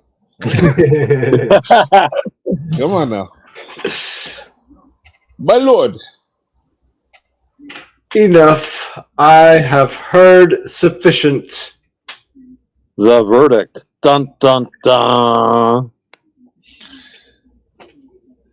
On the matter of Roger versus the sun, this court finds that the sun is Long pause. extremely hot. Yes! Victory. That is not a legal finding.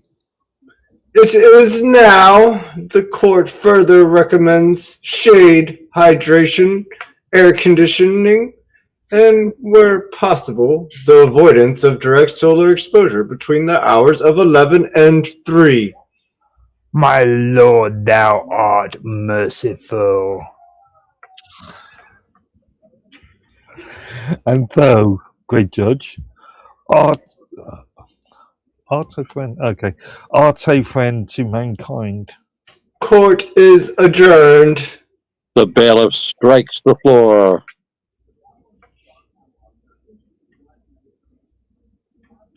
All rise. And all begin leaving.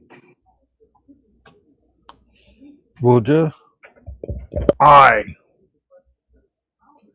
thinkest thou the sun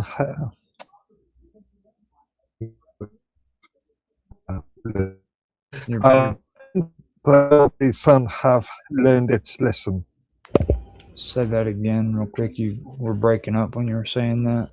Okay. Thinkest thou the sun have learned its lesson? No. Neither do I. They both slowly turn toward the window, and Lord Edworthy raises his fist. Then hear this, thou burning orb. We will return. We shall return. With sunshine. Sunscreen. Oh, wait. With sunscreen. With sunscreen. Dun, dun, dun. The courtroom door slams as birds chirp outside. There's a pause. It is actually quite pleasant outside. Silence. You're gonna have so much fun editing this.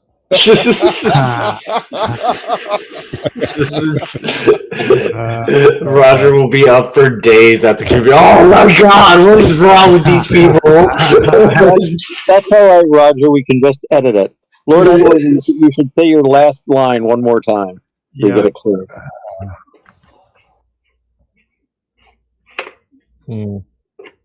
Simply traitor. That's your last line. Okay. My last line. Yeah, found it. Traitor. The end. Hooray! Yay. Good episode, Roger. I like that one. That was really good. He did. That was fun.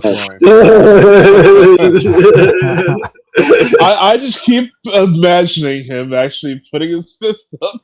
Yeah. Yes. And he raises his fist. First, you flaming orb. Gonna need a really good AI shot there.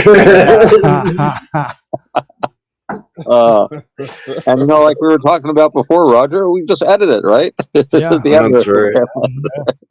I'm telling you, man, freaking Lord Edworthy is the best character out of all of the ones we did. When it comes to like stir the fall out, Lord Edworthy was the shit. I'm telling you. Nice. Well, I want to use my British accent more, so I need more lines. Yeah, for sure. We'll have to do. Well, we have a long one coming up. Are you in the other one, B? Well, we can add you for next week to the other one. Did you want to play the role-playing stuff, V, with us? Sure, yeah. It's actually pretty fun. It really is. Yeah. Whatever gets you guys warmed up, because we gotta get busy with Warhammer 40K. We got to hop on that. Well, Roger was playing. Well, yeah, you were with him, right? Playing Skyrim. Yeah. Well, Skyrim's not the same as 40K though. That's Definitely not. I mean, I don't even like playing the video games because I really enjoyed the tabletops, and like they do have interesting games, but they just don't. They don't do a service to the role playing game. The role playing game and knowing the lore, it just brings it out so much better than just playing the video game. You play the video games and they want to always throw trolls up there and all that stuff, and you don't even know the story behind it. You know what I mean? It's like that, and they make it medieval, but then they don't tell you, hold on, this is like an entire galaxy. Yeah. You know, I was thinking about something about this game we're playing. It's got a lot of possibilities. I mean, we're getting our feet under us and everything. But I was starting to have some thoughts, and I did some brainstorming, and young Roberta was kind of in on some of this, but I thought eventually we're going to be, finding more magical items and other items of power and stuff. But what if we could start trading for them and purchasing them? And what if we used, I don't know, maybe a token of some sort? And we could have like a marketplace once a week where we could get potions and stuff, and we could earn points. Because you do that in D&D, right? You successful campaign, you get so many gold pieces and stuff. So we could come up with some kind of a way we, not today, obviously, but there's a lot of ways to expand. Totally do that today. What are you talking about? Just get her done. No problem. We can totally set that up. Because we could figure out the kind of items and stuff, and how much they'd be worth and how much we earn. And I was thinking like a marketplace in the swarm space, maybe like once a week or something. You could go there and show up, like, you know, for the game, like, hey, I got this potion. You know, check out this card. Check out this new cutlass I got. Owned by Blackbeard himself, they say. Yeah, that's right. So long as we can withdraw Satan. Yeah, as long as satin. Well, Satin. you know, Jeez, get it right. I've got an audio recording. I've got an audio recording of Peter Lorre playing a part, you know, about devil worshippers, and he uses the word Satin consistently through the radio play. So I have heard Satin before. When Mark said that, I thought, oh, you know, him and Peter Lorre, you know, good company to be in. I can't beat that. Yeah. So that's all you need to get started. Your character name, a character type, a backstory for the role, and a dice. And I gave you a link to like a little site that we've been using to keep track of things to help us with the roles and stuff. Yeah. Can I just be like a sentient sword that talks a lot of trash? Well, first You can be whatever you want. Yeah, for sure. I don't know who's good. You'll have to ask Otto to carry you around. He's a pirate. You already got me a cutlass. Yeah, he said he already has a cutlass. He doesn't even know.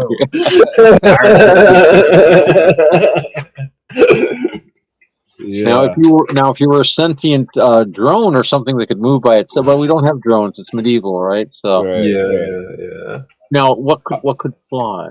Well, I don't see, know. You could definitely be an animal. You could be an animal. It could be like a small dragon or a wildebeest, or but I want to be a sword, a talking sword. I want to be a sword. Oh no! Just lay on the ground. No, I can float around. Oh, okay, a flying sword. A flying sword. That would work. Yeah, you wouldn't want to be carried by someone. What if they didn't have that? You'd lose all your action rolls. Yeah. No, the talking sword can go in so many directions. You can have you can be like a cursed item. Yeah, that's what I'm saying. An enchanted talking flying sword. Come on, pick me up. Come on, pick me up. Hold, really? I'm going to be great power. Come on. Oh, geez, look at that. You can't take your hand off me now, can you? Yes, exactly. That's right. You'd have to get approval of Mason, and then he'd have to decide what the consequences are of having you. Yeah. He wants to. He's going to be starting school again soon. So, what he wants to do is write the basis of it and if he can't show up, he's still going to try to show up, of course, but with school going on, he might not be able to show every week. So, but he wants to still keep writing the storylines and then have us play them out if he can't show anyways, because he likes watching the videos. So. That'd be cool. Yeah, but he has school starting soon. But it should hopefully it will work out that he can still come more than not with school. So we'll try to make sure to wrap it in. Cool. Very groovy. I was worried that once he started school, we just kind of have to put this on hold until next summer, but I'm glad we can keep rolling with it. Yeah, as long as he does his school work well. So it's the one thing that really gets on my nerves.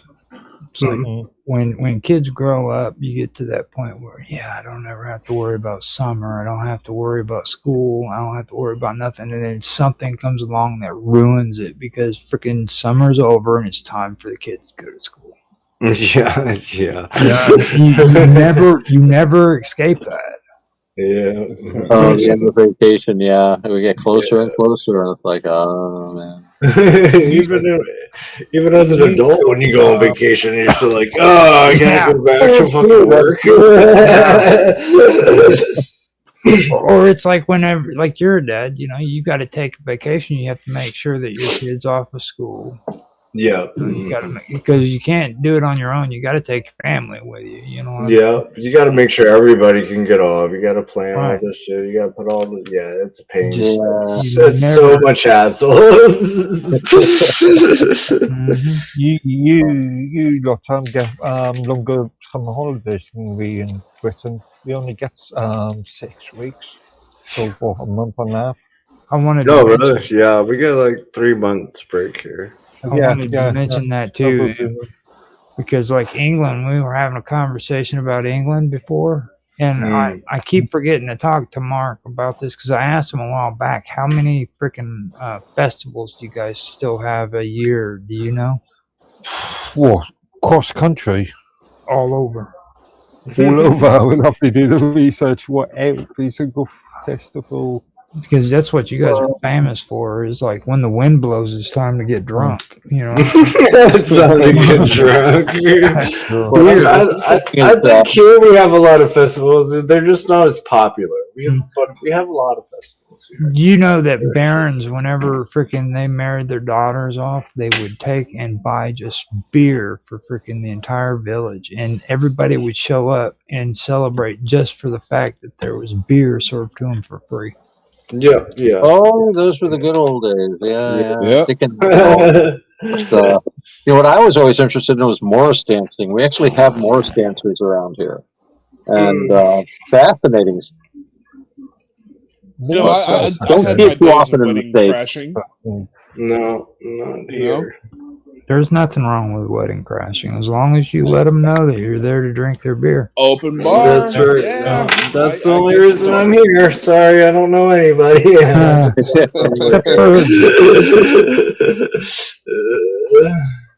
Wedding. All right, guys. Well, I gotta get running. I will send out the.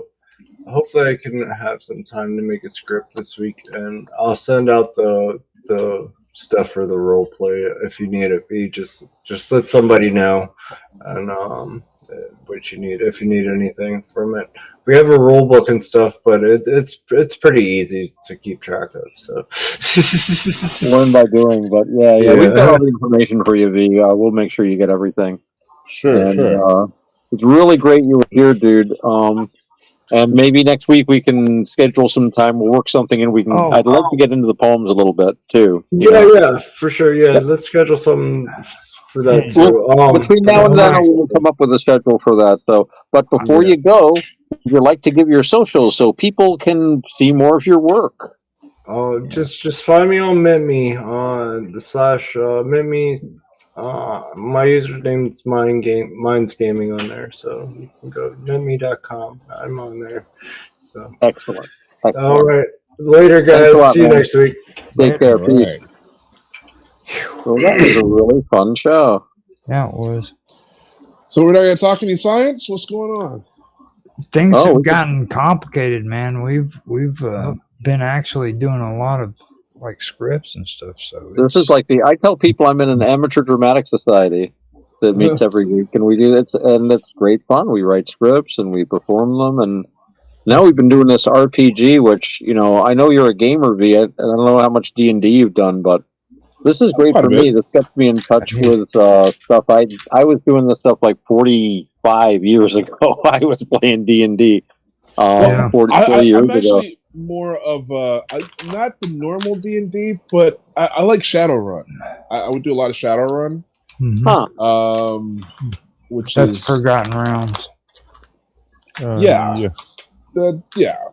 It's good stuff. It's good stuff. Yeah, it's an off-brand of it. It's like Morrowind. If you do Morrowind, that's also freaking Forgotten Realms.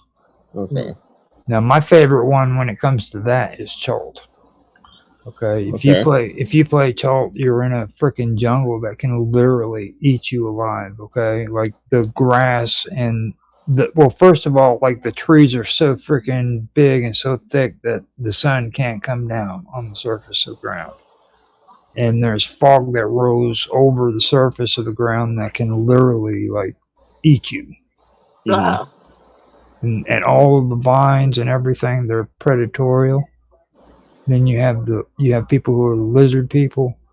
You have cannibals, and then they have these sinkholes where if you fall into it, you go into underground rivers that sweep you away, man.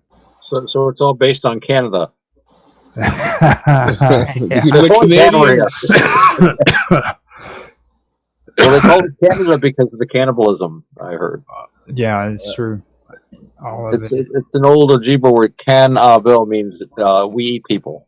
Dude, I mean, I've mentioned that to freaking Native Americans in Canada, and they don't believe me. Like Naroki to this day does not believe that cannibals exist in Canada. Like I'm like, you dude, you need to wake up. You know, the people that have actually lived there for thousands of years, how dare they have an opinion on something when, I mean, we can come that's along that's what I'm saying, look at dude. the word and know, you know? It's like yeah, the guy's it's so the guy's silly. a freaking Native American.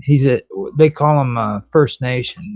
Yeah, his people have been living there for thousands of years. He's got all this culture, You all this think he knowledge and knows? insight. You'd think he'd notice these things, but Yeah. sometimes it takes an outsider that does 15 minutes worth of research to really get to the truth of these things. Not 15. It was more like 5. I was trying to beat you up a little bit there, bud. So. I told you about the cannibal on the Greyhound bus, right? Yes. And we didn't check that, and it is true. yes. Ad nauseum. Ed nauseum. But let's not forget Ed Gain, and we've got some. Oh, I love Ed Gain. Like that. Ed Gain's my favorite serial killer. We're not doing a serial killer show today, though. Please. Oh no! Robert might show up. He's right here. He's like you're talking from a mirror. He just might pop out of the. Hey, that man is obsessed with serial killers lately. Well, you know, there he is. Well, you know that description of the Son of Sam sounded an awful lot like Bernie Sanders, but we won't go there. There's two. Ted Cruz and the Zodiac, and then there is a connection. Yeah, he's small time compared to the other two.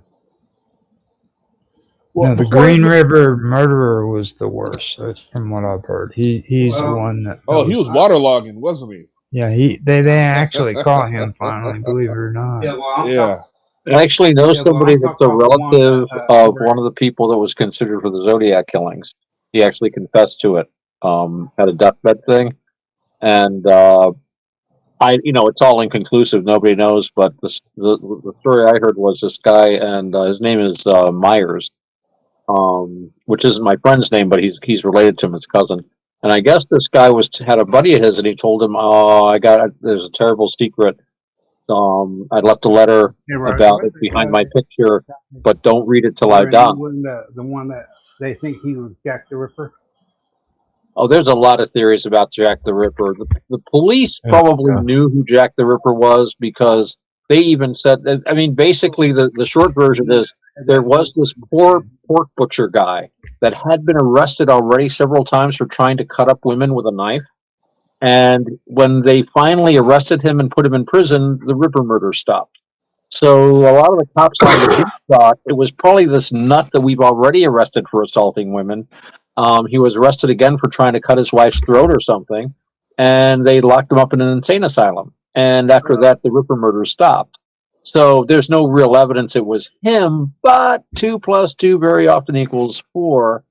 I mean, I don't think the Ripper is as mysterious as people want it to be. The cops on the ground actually usually know a lot more, but that's not nearly as impressive of like a third son of the crown or something, a Prince of the Blood doing it, or Freemasons, or that weird doctors from America. They're always blaming Americans, Well, that one guy, they do not know actually how many he actually committed murders, but they finally caught him in New York City in his building that he had specially customly built, where when he killed them, he slides the body down into the basement where he would dip them in acid and all that. Oh yeah. Him and that woman as well. Between both of them, they think that because they never was caught until then, but they think that they probably ran around about killing about over 1 million people. Well, I don't know about 1 million, but I do know that killing people and robbing them is a really old traditional way of making a living, and I think that guy just basically brought it up to the machine age, Industrial Revolution stuff. I mean, there's famous cases of inns up into modern times where if you were a lone traveler, you might not come out of that inn again, and they'd keep all your stuff. That guy, remember the famous case of the man that disappeared around the horses I forget his name now, but he was like carrying dispatches. This was during the time when France and England were having a lot of wars. Wait, that's most of Pony history. Express. Yeah, well, this guy disappeared, and it was like mysterious. Well, they actually found evidence that he was simply killed at the inn and robbed because and the day especially, no telephones, no photo ID. You're out of town. Your family might not hear from you for months. So if you disappear, you're a stranger. It was very easy to just kill and rob people. Hell, they do it today. Did you hear about those idiots? It was on. They were going on Craigslist, right, and advertising. Would you like a job? You know, the secret job. Don't tell anyone. Show up and make sure you bring like some money with you. And they'd come and they'd hit him over the head, kill him, take their money, and bury him. And they'd spend the money. When they ran out, they'd put another ad in Craigslist. It's not that bright. They finally caught the guy. He's obviously that was not a very sophisticated. Yeah, but yeah. But that one guy from India, him and that one that he has that coin around his waist. That when he would kill someone, he wraps around their neck. Oh, that's a ritual murder. That's a religious rite. Kali, they would take a silver coin and a kerchief and strangle people. Yeah. Yeah, that was suppressed by the British government, supposedly. Although there are people to this day that claim the whole thing was just like colonial kind of exercise in mass hysteria or something. But I don't know, man. There was a lot of court testimony, and when someone is convicted in a court, I mean, you kind of gotta give the court the benefit of the doubt, unless you have any reason that there's contrary evidence. At least when you're talking about stuff hundreds of years ago. I mean, we only have the records that we have. Well, I'd like some of the stuff that I've learned recently. Here in Chicago, there's a guy going around selling magazines, and I call this a Karen murder because he run across this old lady. He knocked on this lady's door, and he ended up raping this old lady and then setting her on fire when he was done. Yeah, just some guy selling magazines in Chicago. Well, anyway, this is definitely not the quantum gathering anymore, so if anyone was any doubt. So, this is going to be cut off way before this because I don't want Bob listening to this and thinking that it was part of the quantum gathering. The quantum gathering officially ended with Mike leaving. We'll edit out everything else. Thank you, Mr. Editor. In the meantime, let's all give our socials. Let's all give our socials so that we can add this officially, unless we want Roger to edit them in later. I mean, after all, he can do all this easily, right? Just like putting I have a request, Mark. You've got to do the fists. You got and so it can be repeated several times over. Come on. Son. You gotta kick it with more. You gotta do it slow. You gotta come up with just like shaking fury, just very slow, like a rise. Come on. No. Speak to my agents. Speak to my agents. Right. All right. Let's give socials, and Lord Edworthy, you can start. How can people learn more about you and your work? Okay. Damnminds.com under the username Edworthy. Alrighty, and now we'll go to the brothers Hanson. Roger, how can people get a hold of you and Robert, learn more about what you're doing? Well, he's outside right now. Oh, well, Robert, how can people get a hold of you and Roger to find out? I don't know all the... Oh, well, we'll move on to V, but I know V is very, very secretive. I think he can only be reached by messenger pigeon or possibly by the V signal, if you have that and flash it up on the clouds. What is the V signal anyway? No, don't tell us, please. I was going to say, you know what spread eagle is, right? Yeah, we'll stop right there. But is there any way that people can contact you online to learn more about you or your work, or are you still like in the process of setting up? Well, I'm going to remain antisocial for now. Okay. Unless you want to dead drop me some cash with a mission on it, I'm sure the people that can do that know how to get a hold of you for that. Yeah. The messenger pigeon just shows up at the window one day, or better yet, the cat carries the messenger pigeon and then drops it in the bucket of fumigation. Yeah, no, so I'm in my room, right, and I notice this cat just pokes his head in through my door. I'm like, Was it green? no, but Oh, it was just strange to see because I'm on the second floor. oh, My okay, house. So you know how Chicago is, like the houses are split up into different apartments. right, The entire second floor is mine. The top floor right, of the house is mine. I have my own staircase that comes up to the top floor. right. So in order for the cat to get up here where I am, it would have to climb a freaking tree and then come on top of the roof and then make its way onto my patio deck, or Yeah, it's somehow getting through one of my windows that are open. they do that. I used to have a cat that would climb up the side of the house and just come. I left the windows open. They just unfortunately didn't know how to climb back down again, so I'd put it out and would climb in the house and go, "Let me out! Let me out! Let me out!" Sometimes at 2 a.m. That's another story. And of course, we close the window. It sits outside of the window, going, "Let me in! Let me in! Let me in!" Then he let it in, and it's like, "Let me out!" So Well, I assumed the thing was dead because it came in here and it would just you could tell I had a visitor because the paw prints. It will leave a trail as to where it was coming in and out. huh, But after about 3 days of that, it stopped. So I assumed it died from the poison because you know cats lick themselves. right, The fumigation dust activates once it right. has water. So I assumed it killed it, but nope, it's healthy as can be, and using the pan as the kitty litter. Yeah. Huh. You might want to put a screen over it or something. Yeah. I Yeah. mean, a piece of screening or a rock. You don't want it. You want it open so it fumigates, right? Well, no, it's done. I mean, the house was Oh, fumigated before I oh. Well, moved maybe you in. should like turn it upside down so the cat can't get into it. Or throw it away. Well, I Well, it's hadn't a done anything container. with You it. don't throw away containers, Roger. It might come in handy sometime. Well, I Or hadn't done anything with it because I find the whole situation fascinating. So I oh, just kind of left it there. it's a scientific experiment. Okay. All right, now you're starting to sound like my brother. Oh, all right. I call That him a reminds me of wild this. man That's for the a reason. I that's used to know serial this. killer in me. I used to know this girl years ago, and she would collect fish. She'd go out, to a stream, collect fish. She'd put them in an aquarium, and she'd put them in the aquarium for a while. And then she'd lose interest in them and just ignore them for days, for weeks, for weeks. And I remember her coming over, and the aquarium was like this muddy color. You see movement in there, and I'm like, "What are you doing?" It's like, "Well, it's Darwinian. We'll see who survives the longest."